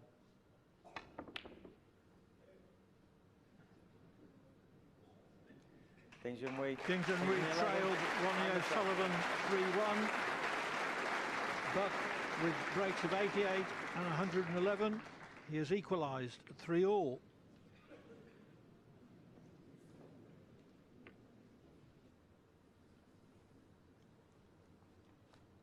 Ding Junhui has just left the arena for a couple of minutes, while Ronnie O'Sullivan sits pensively in his chair. We've had almost 25 minutes play without O'Sullivan potting a ball. A period in which Ding has made beautifully controlled breaks of 88 and 111.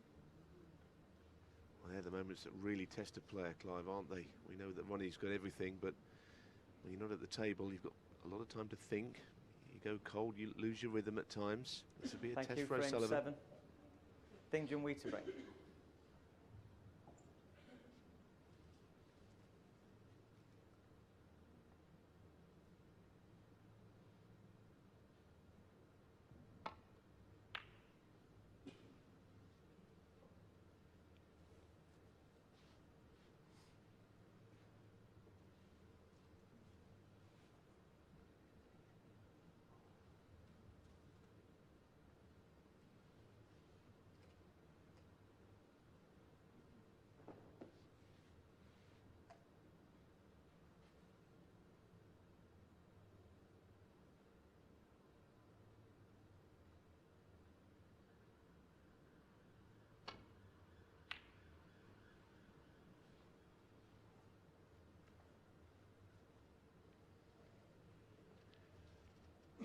Nothing he could leave though to a middle pocket.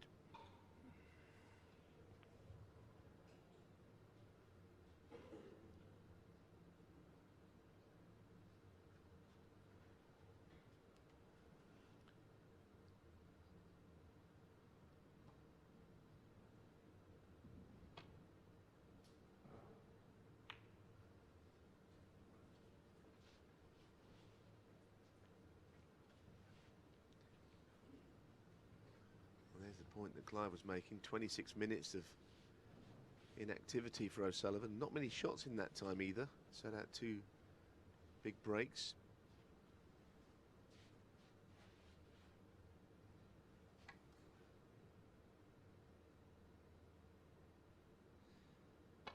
It's a safety shot there as well. It's a good one though. It's nicely played. Blocked off the left-hand side of the table by the yellow.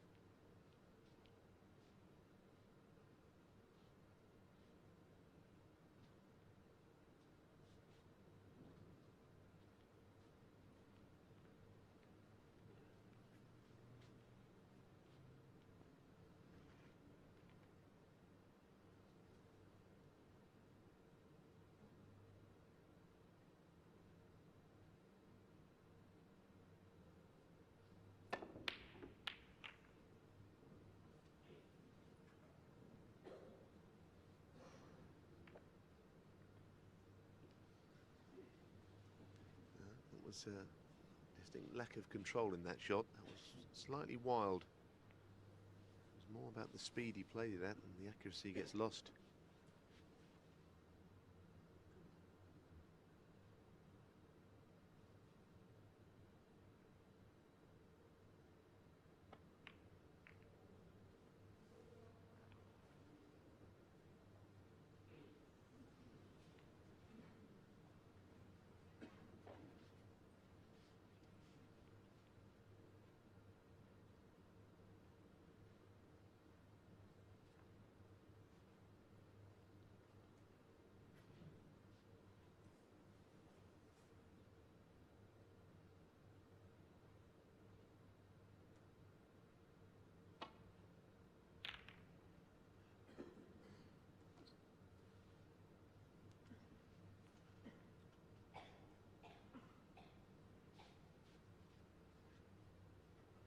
Little flick off the green at the last. Left O'Sullivan unable to take on red to left corner. Ding as usual, commanding substantial support wherever he plays.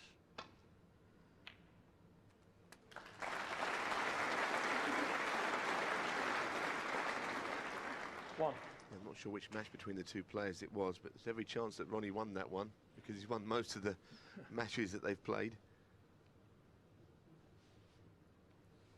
And although Ding covered the easiest red,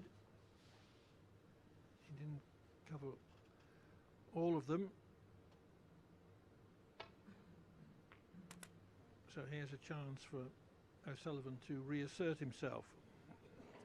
Yes, and I think quite an important passage of 6. play for O'Sullivan after being so cold.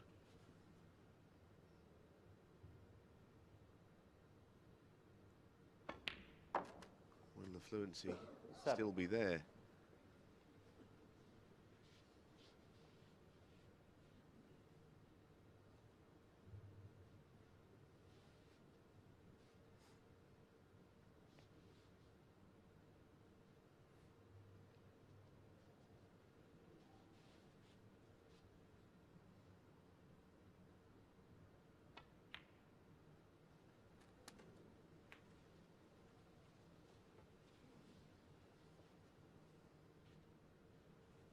$14.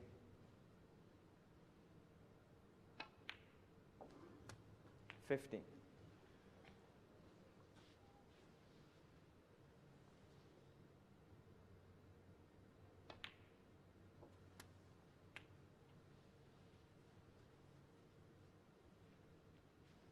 22.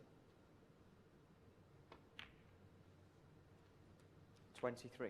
Deliberately left that angle so that he could develop another red into a possible position. Yeah, I think there's a red in the middle of the bunch which also pots to the right corner. He's dead straight on it as well. It's perfect. Look at that. 31. I suspect another little nudge. He's got the backup red near the left corner if he wants to just develop something.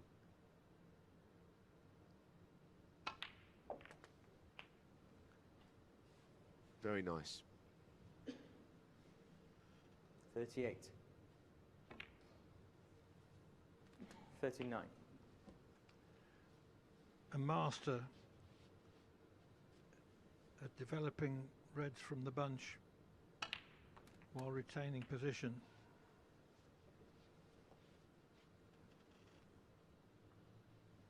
46.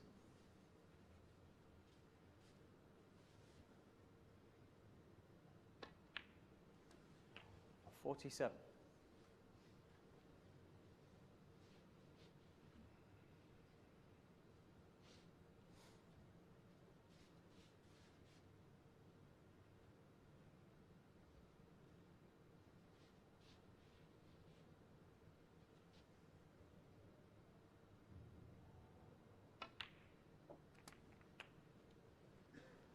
And once again, just played it slowly enough so the cue ball couldn't 54. go astray in behind anything. 55.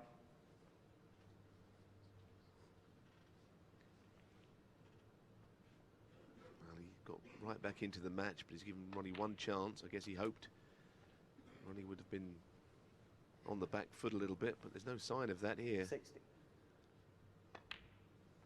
Ronnie's won 5 times at the 61. Crucible. He's 5 times champion of the world. And his durability should never be put in question, but sometimes we do kind of ask the question of him a little.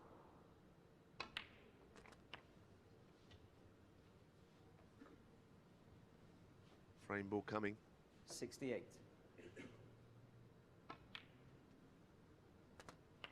69. Well, the question you asked, Neil, was whether O'Sullivan's fluency would still be intact after being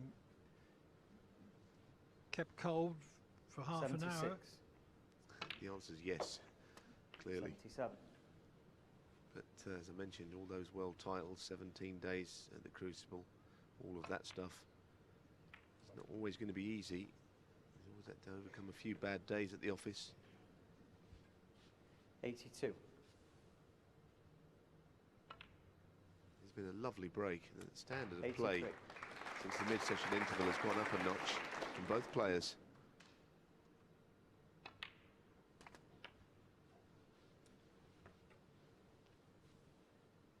$90. 91.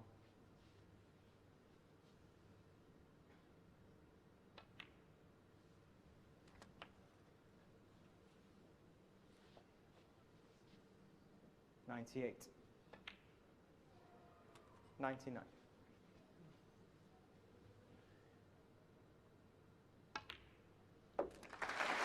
O'Sullivan's 759th century 105. in tournament play.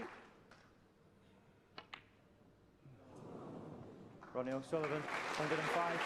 And the frame. And with that break of 105, O'Sullivan regains the lead. He's 4-3 up.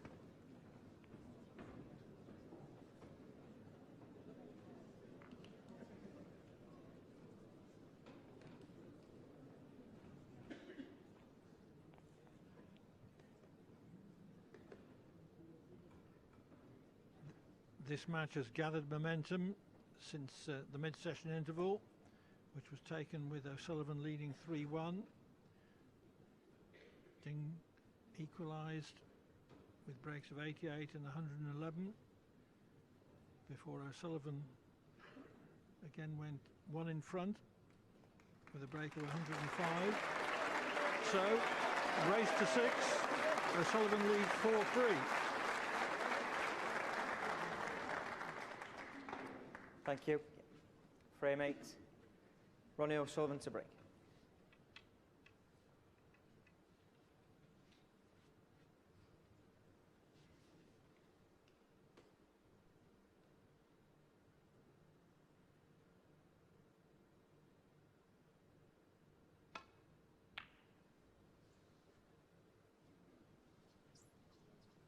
But he brings the end red down yet again. Yeah, but he's just hitting it too thick, and that is the reason for that. This looks a bit bewildered, but he's definitely catching the bottom red too much full on. Anyway, this is not an easy starter.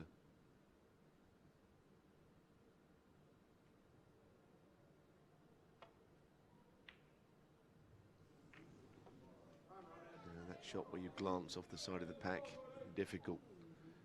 Too many things to think about, the pot and the position.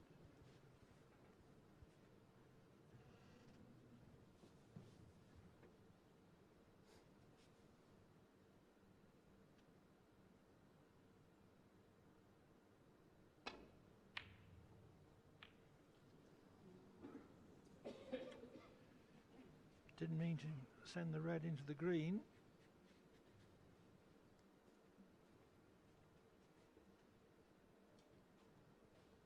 The red is a possibility to middle.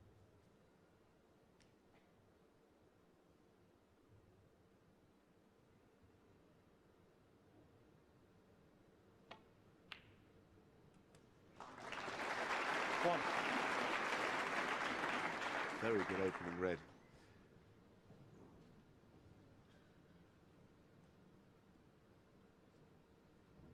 I think what I liked about it was the pace of it. He hit it quite firmly, and it's a narrow angle in there.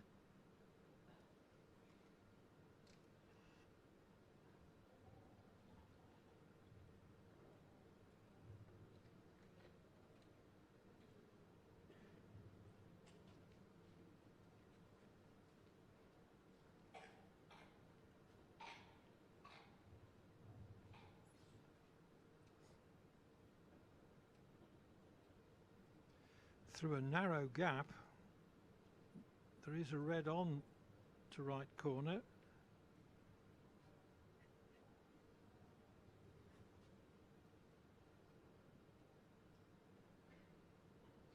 The alternative is to go into the bunch.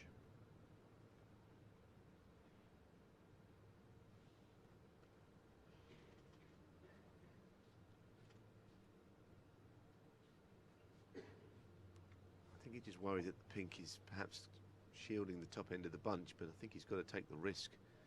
He could thread his way onto that red that you mentioned, but even then, the pack can't split. He had to play that, and it's not bad. It's not bad at all, actually. 6.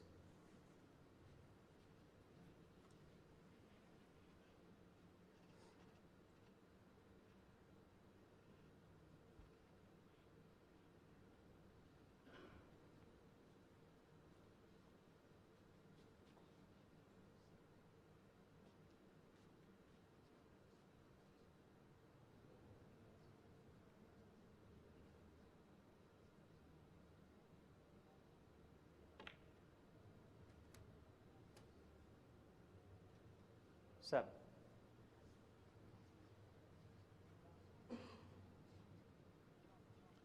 No problem to come in and out of baulk with the green away from its spot.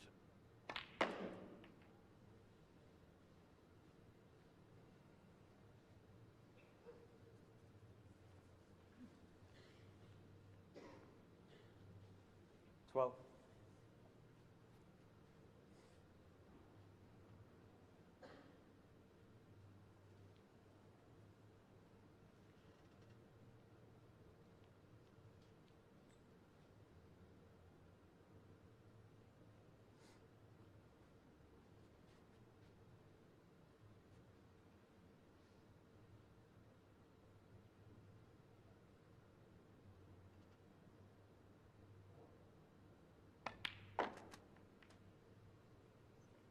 $30.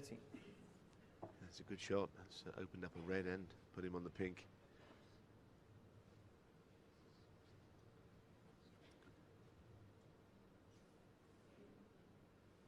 Things would be so much easier if the two reds that are next to each other to the right of the black were out of the way. Until that happens, there's only a half chance, I guess. Chance to accumulate quite a few points, but not necessarily going to take him over the line in the frame.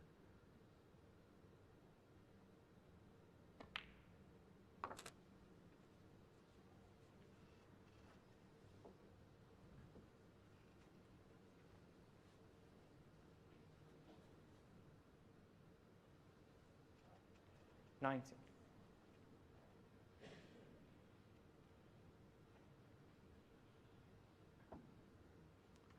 Which colour will he play on? He can't really get on the black unless he comes around the table. He wouldn't want to play on the green. That would go above its spot because no others are available. That would tie up the pink and the green. But I think he can go the other side and just play on the black, actually. That's a nice 20. cannon. Not straightforward, this.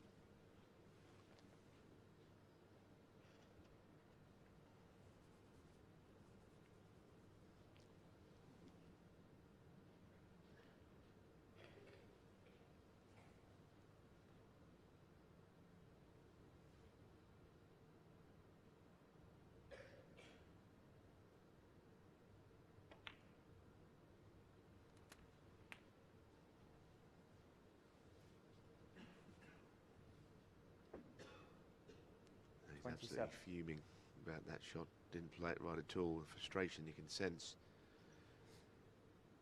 Well, he knows he's got to try and punish O'Sullivan, winning frames in a single chance. I can only assume he tried to avoid that red. End of break. Ding Junhui, 27.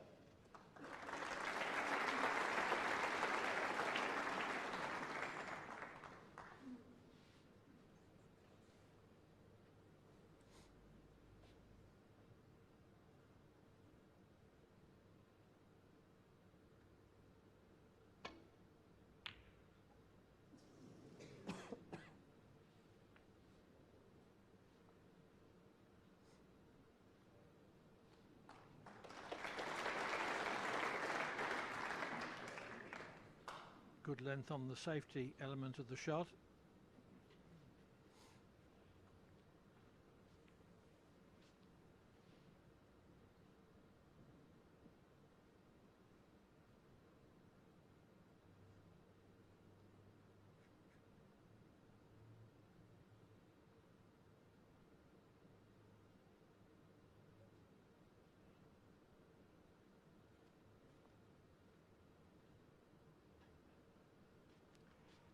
Certainly in a spot of bother.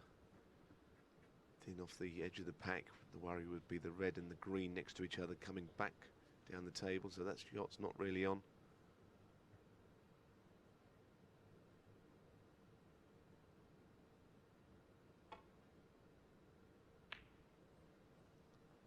Simple containing safety shot. The problem with that is you can find yourself in even more trouble next time.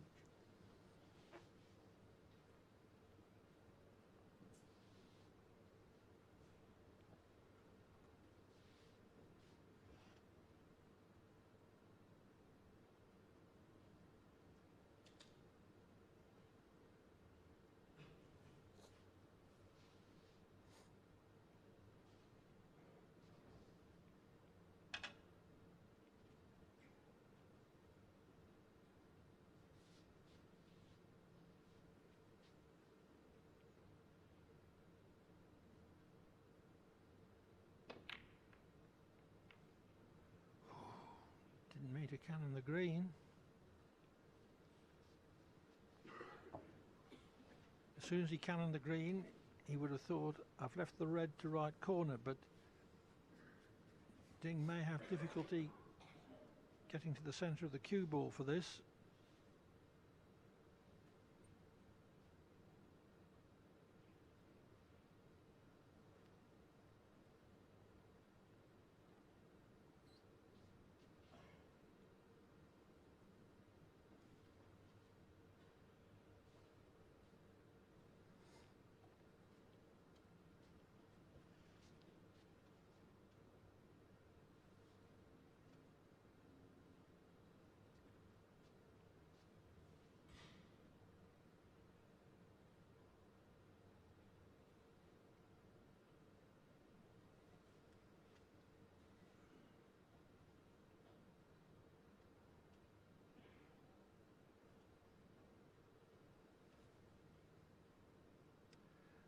O'Sullivan was lucky there.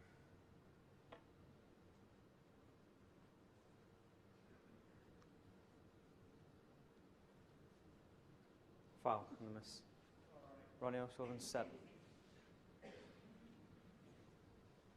Having misjudged his safety, it was so fortunate for O'Sullivan that he left Ding with such awkward cueing over the brown that he couldn't attempt what would otherwise have been an eminently possible red. 1. That's not a bad nudge either, cannoning the pink, because at least he's kept the cue ball just short of the baulk line.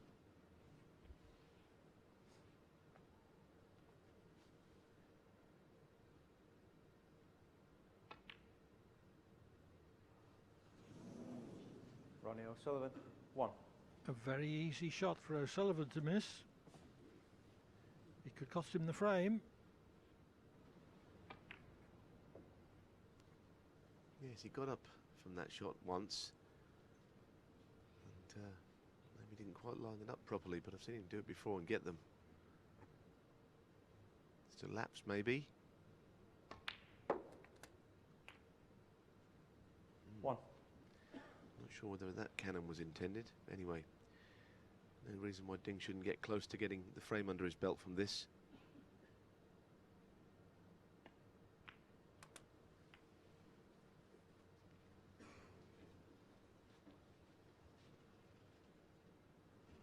Four.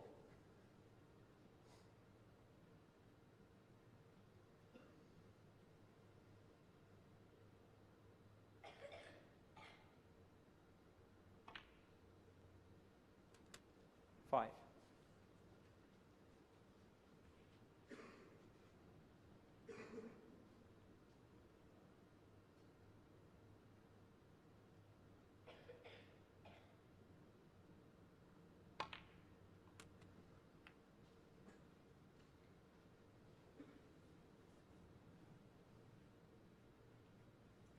Ten.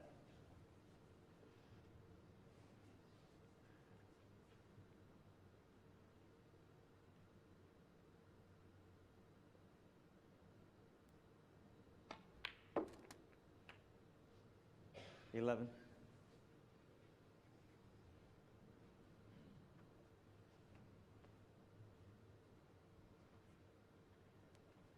Things are so much easier when you play positional shots like that one, getting in behind the blue. I mean, this should have been perfect actually. On the bottom red to the left corner. 60. Thought he played it well enough. He looked frustrated. He was absolutely perfectly on the blue to play whatever he wanted to.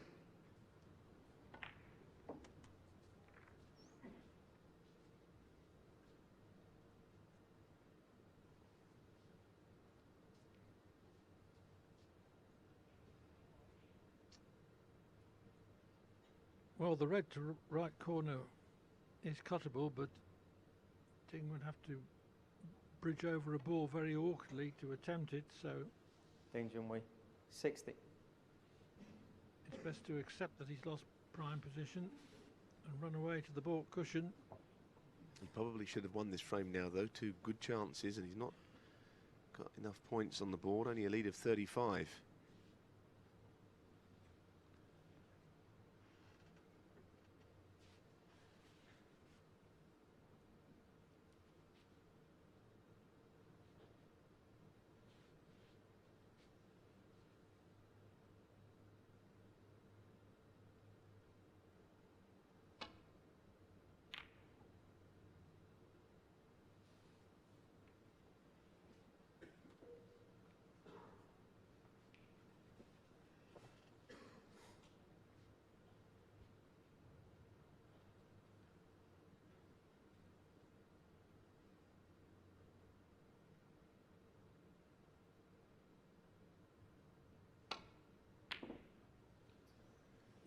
That red was only just off straight, but Ding came considerably across it.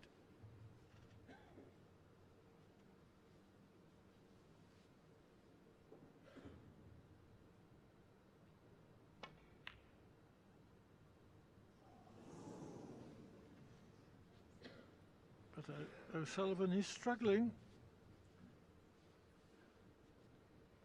In this frame, he's missed the brown from its spot at short range.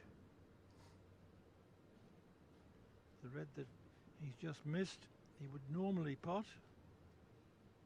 And Ding comes to the table 35 in front.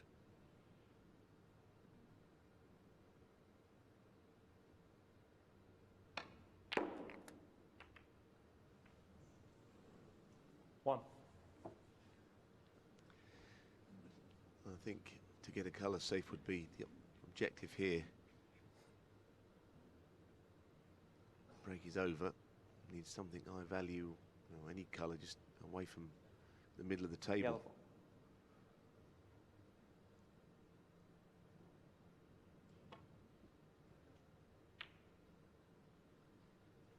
Ding Junhui, 1. Not done it. It's not a bad cue ball, but if Ronnie came to the table, he might fancy clearing.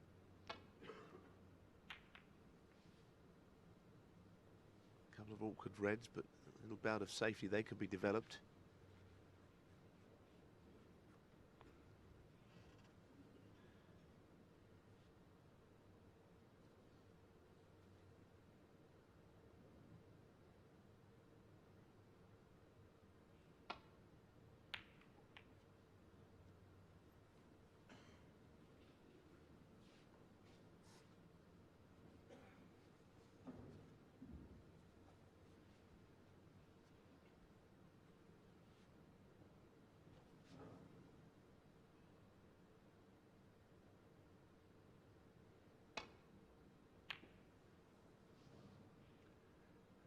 Hit that much thicker than intended. He was intending to knock another red off the cushion with that shot.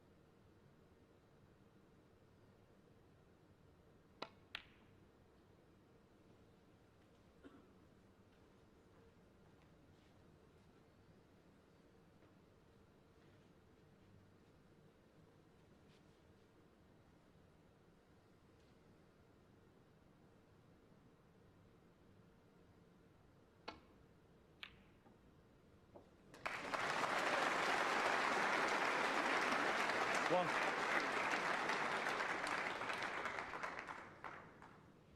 So, is this the start of an O'Sullivan recovery in this frame? I like the speed he played the shot at to get out into the middle of the table. Wasn't just aiming for the bulk cushion.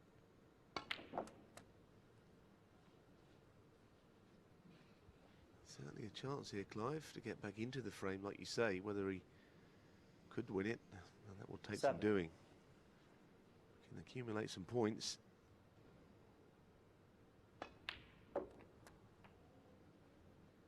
Eight.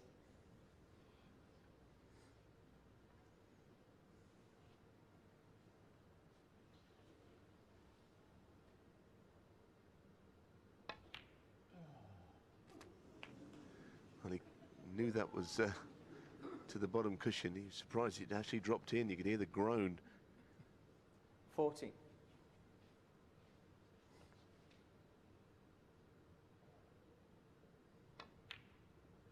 Just get the feeling he's not 15. totally in this little break here at the moment. Not really in the zone for it.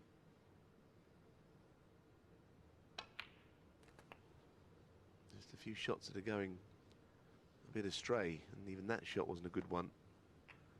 So his concentration just dwindled slightly, 22. I think. Intended to leave this straight to the far corner.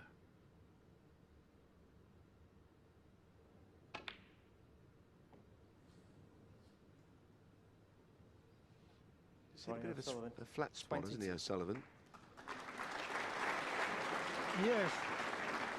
For the last quarter of an hour, Ding has been like a boxer. He's got his opponent going, but he just can't land the one more punch which would clinch it.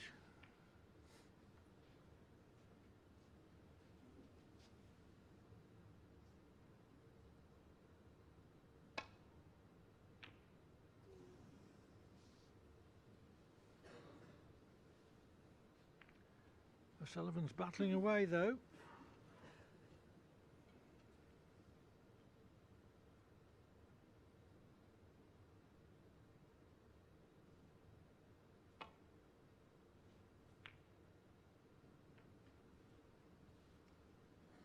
That was a good safety from Ding, going across the red.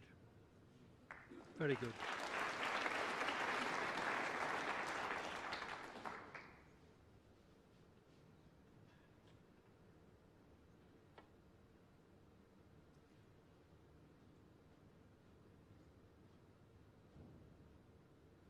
A great shot. There is a red to the middle though. Would have been on top of the red that he hit, and maybe he wouldn't have left that one. Ding will be interested in this red.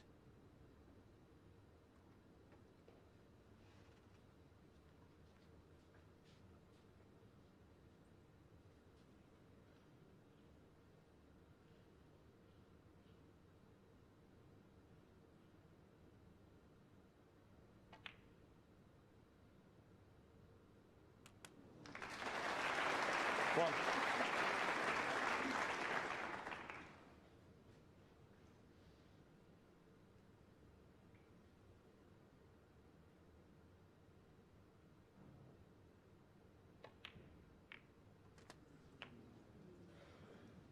It's always on that. The red being so close to the cushion, the double kiss, it was always going to be a factor. 8.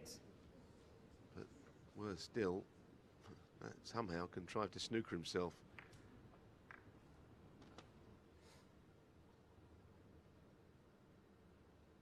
So still some mileage in this frame. It's been the worst of the match actually, but maybe the most Danger important weight. at the same time. 8. Ding needing to win it to equalise at 4-all. O'Sullivan wanting to win it to go 2 up with 3 to play.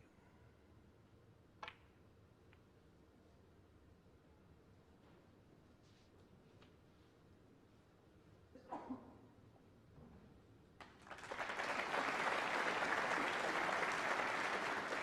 it's another effortlessly good safety shot from O'Sullivan.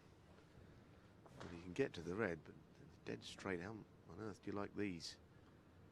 You've got the other red in the middle of the table. It's just his very awkward.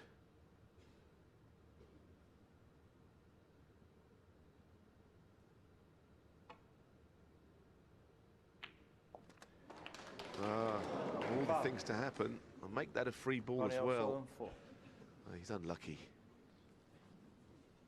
I think this is a free ball, you know.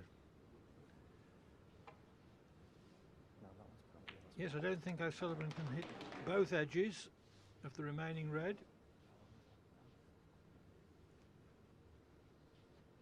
Well, it's not a free ball.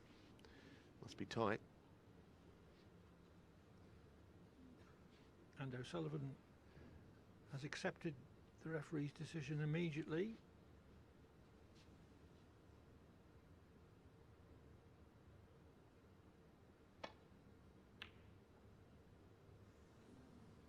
Well, clearly if Brendan says it wasn't a free ball, then I believe him. But it was a crucial decision he had to make, wasn't it? Because a free ball was virtually frame over. So it's a good call.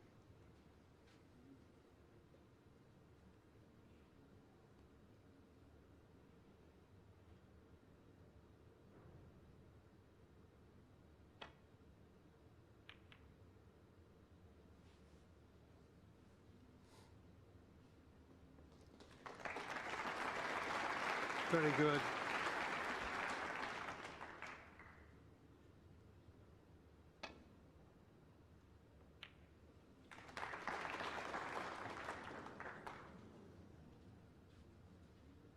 Would have been better still to catch it full from behind. This red is on. Cut to middle, even if it won't go to corner.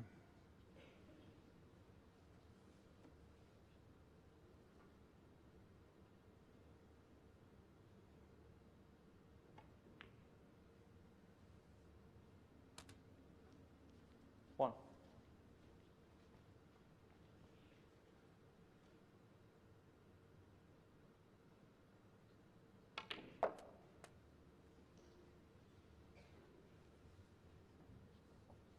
Not the cleanest of contacts,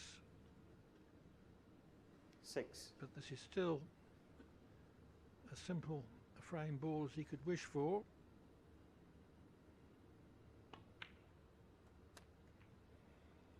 Eight.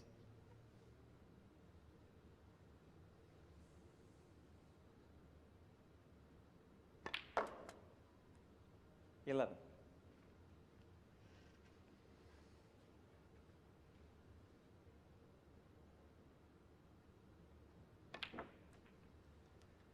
Sullivan beat Ding Junhui 12 months 15. ago here in Coventry at the Ricoh Arena by the odd frame, 6-5. It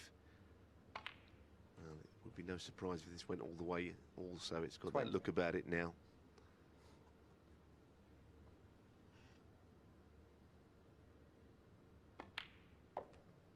$26.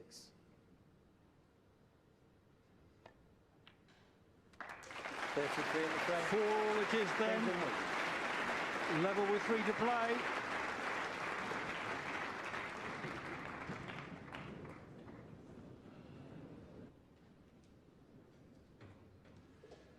The last frame, which Ding won, was a thing of bits and pieces. It took 27 minutes, and O'Sullivan made quite a few mistakes.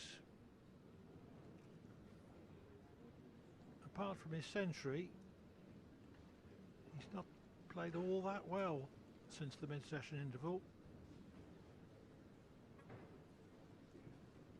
Okay, thank you. Frame 9. Ding Junhui to break.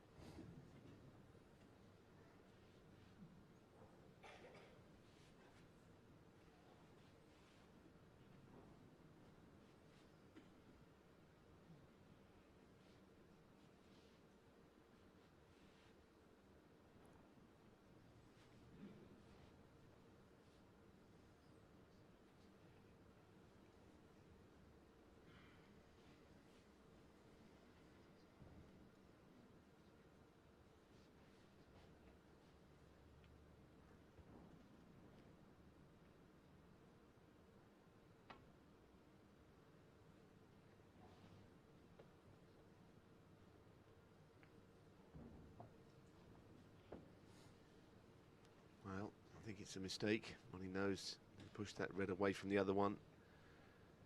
Now, he's never been in front in the match, Ding Junhui, but chance in first in frame 9 here.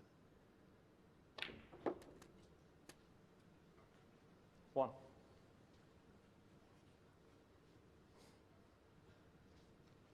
Effectively a best of 3 from here. First to 6 we want to play tomorrow in the final.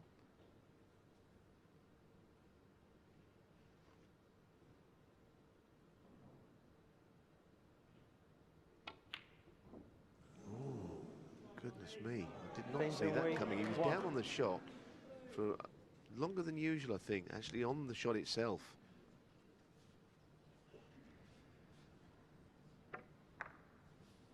Trying to make extra sure, but ended up missing it. 1.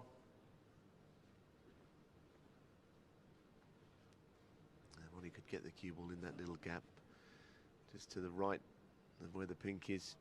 Oh yes, split was okay. May have something to left middle, not much though, nothing else. 6.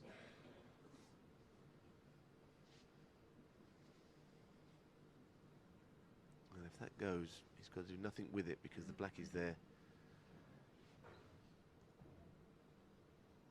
I wonder if he has to just turn it around with a touch of left-hand side. I think, looking at the shot, I think he does.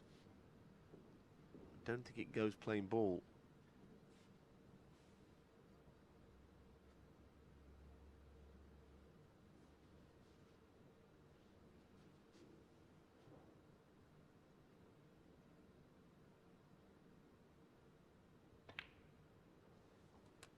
Just a trace of 7. left-hand side on that shot.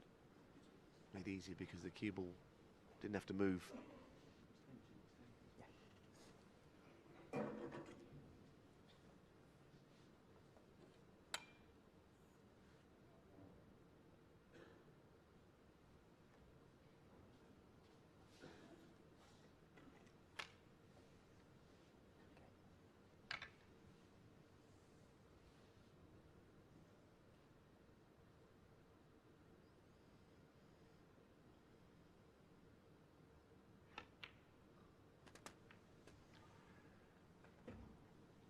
Completely mishit it. Once again, it's amazing how quickly he knew. As soon as he hit it, a little sigh. I'm sure he's not got another red to the middle pocket that he can go with.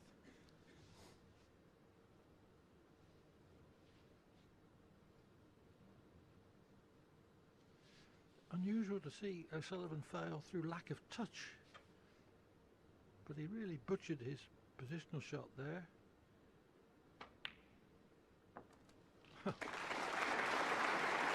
Excellent rescue pop. Very good. I think he was lucky to be on it, but it was a great shot once it was there.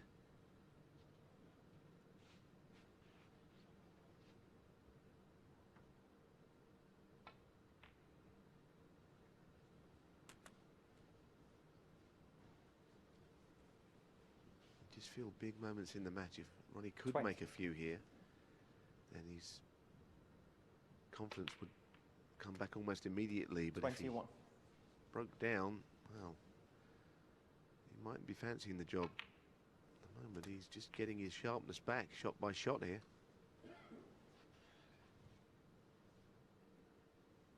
28. 29.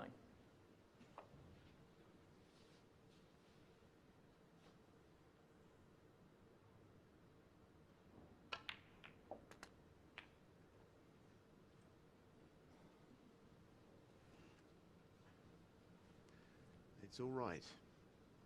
36. Touching ball. Well, this is going to be a difficult cue. If he plays the red on the left, he's touching the other red, so maybe the left-handed shot to the opposite corner would be the one.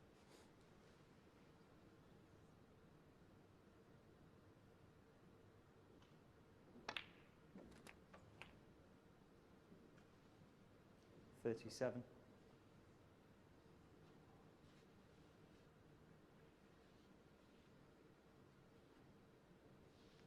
Couple of inches further on that position meant that the next shot would have been simple.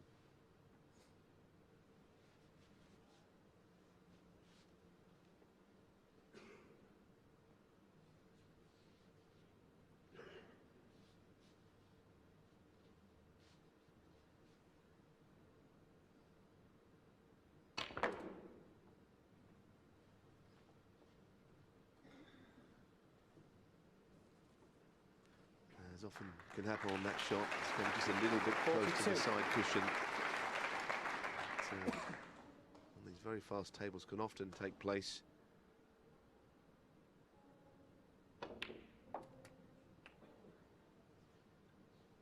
.43.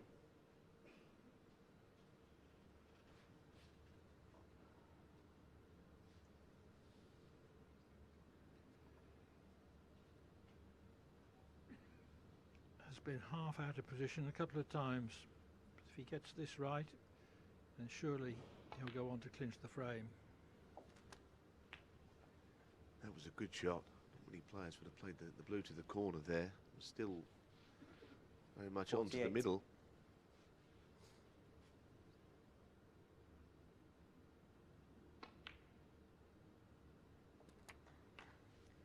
.49.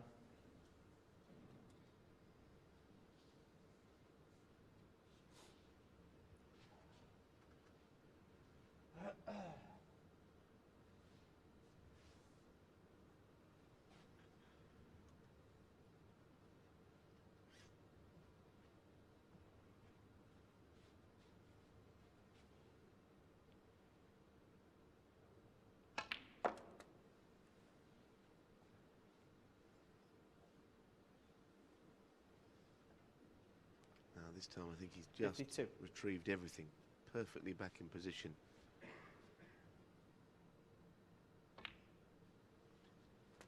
He's 53. a marvellous player, isn't he? I mean, we know he can make the faultless breaks. Some of the 147s, he had very few difficult shots, but even now, this break, there's been about 6 or 7 times he's been struggling just out of position, but he just kept going. 59.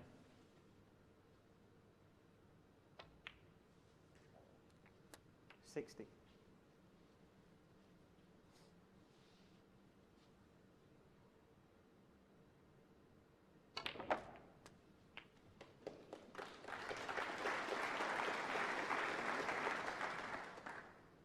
.67. 68.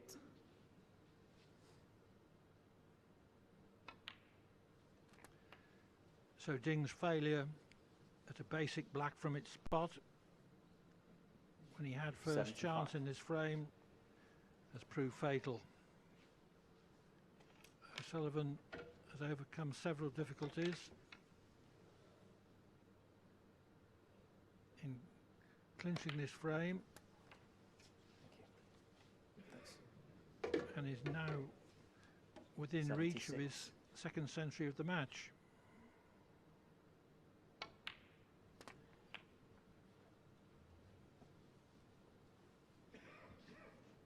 .83.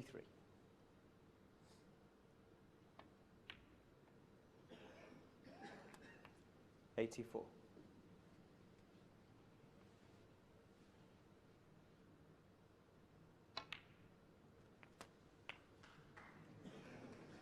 Tried to develop the red to a better position.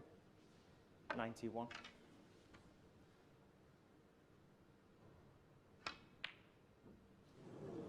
Thank you. Romeo O'Sullivan's 91. 760th century will have to wait, but that break of 91 restores his advantage. He leads Ding Junhui by 5 frames to 4, 1 up with 2 to play.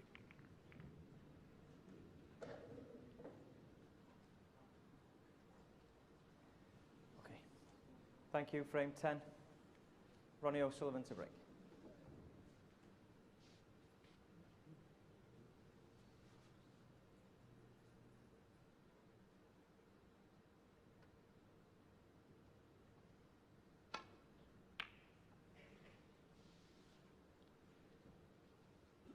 Didn't hit the end red so thick that time, so it didn't come down past the blue spot.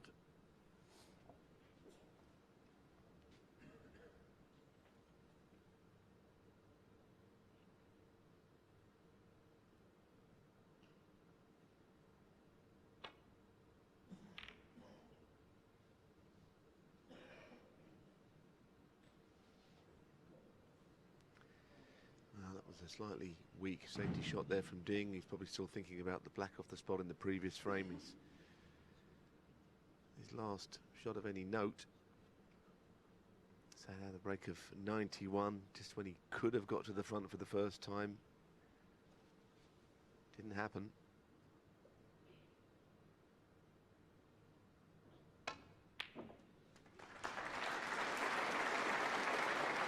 Got that cleanly. It was into the side of the pocket, so the cue ball didn't move as far as he would have wanted up the table.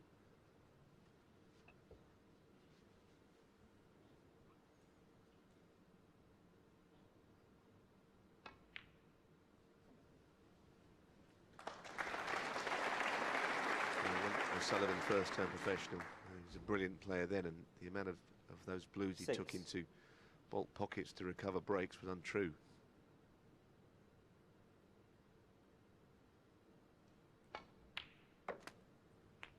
Seven. Oh, that's another beauty. Made it look so simple, that two-cushion positional shot.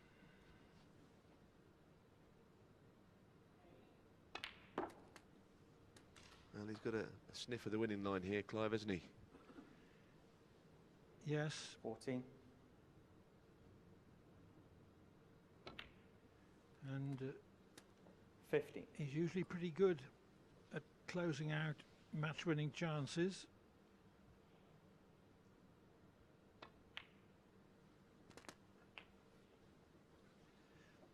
Not a sufferer from clincher's disease. 22.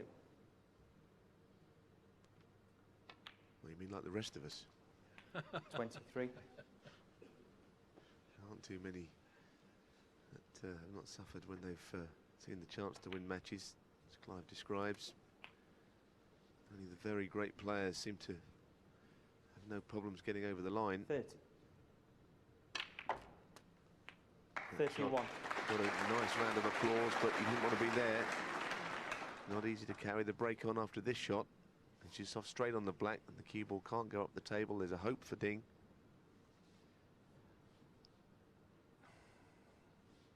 Slight angle on the black, but he's only got the natural potting angle to help him positionally.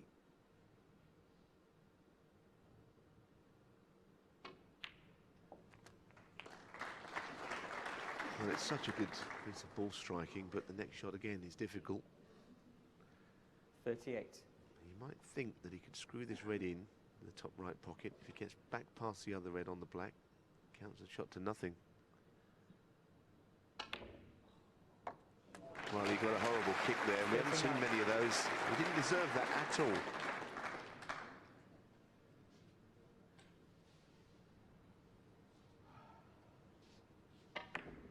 Oh dear. An awful dead contact. But for that, he would have been back to the cushion and right back for black. It's a very positive shot that he played as well, to screw off the cushion and up. He was unlucky.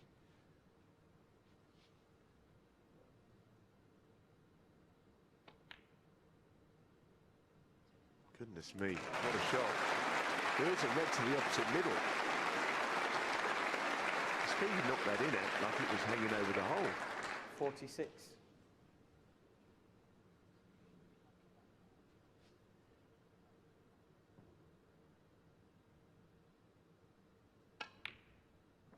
Wow, this is just brilliant. 47. Absolutely brilliant.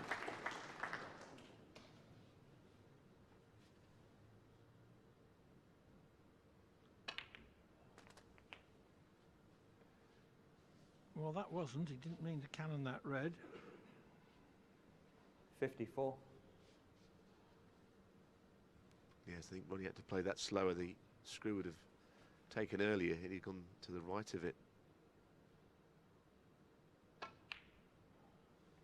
There's another good one though. 55. Cue ball just drifting on a bit. If he wanted to go into the bunch of six, he could, but depends how he sees the shot here. He has played the shot. Wow, just such a brilliant break, Clive. So many good shots in here. 59. We're in the presence of genius. 60.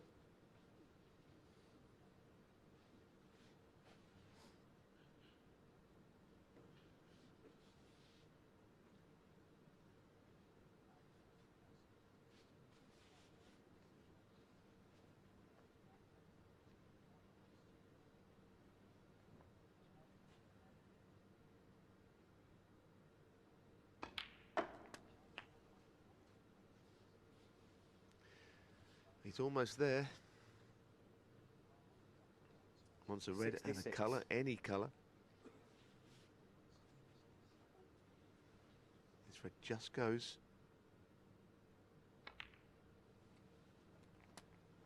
67. That's not quite as easy as it could have been.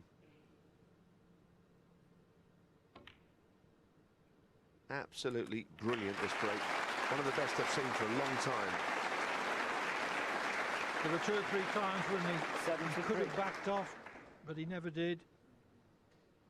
Superb. Simply superb. 74.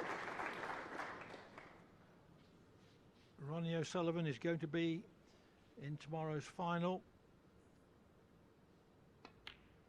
He led 3-1. Ding made breaks of 88 and 111 to equalise at 3-all. O'Sullivan went in front again 81. with a century, 105. Ding won a scrappy frame for 4-all. But Ding crucially missed a basic black from its spot at the 88. outset of the 9th frame. 89. O'Sullivan made 91 from that, and now he's clinched victory with this marvellous effort. 96. 97.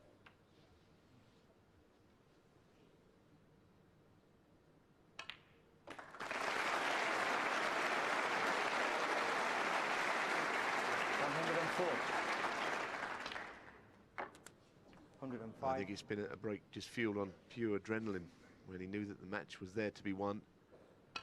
He had a horrible kick halfway through, but he wasn't letting that stop him. He rolled a black to the middle pocket and the red to the opposite 11. middle, and that man has got no chance. He's got no say in the matter. This has been a 130. superb conclusion, very inspirational break. 160. His dominance of Ding continues. It'll be 10 wins out of 12 in their personal head-to-head.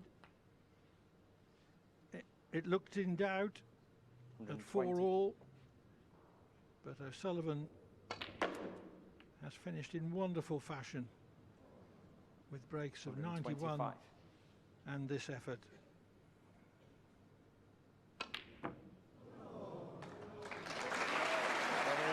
So with that truly wonderful effort of 125, Ronnie O'Sullivan beats Ding Junhui by 6 frames to 4 and advances to tomorrow's final. Well, that was a ruthless demonstration from the defending champion Ronnie O'Sullivan, who defeats Ding Junhui for a place in tomorrow's final. We'll hear from Ronnie after the break.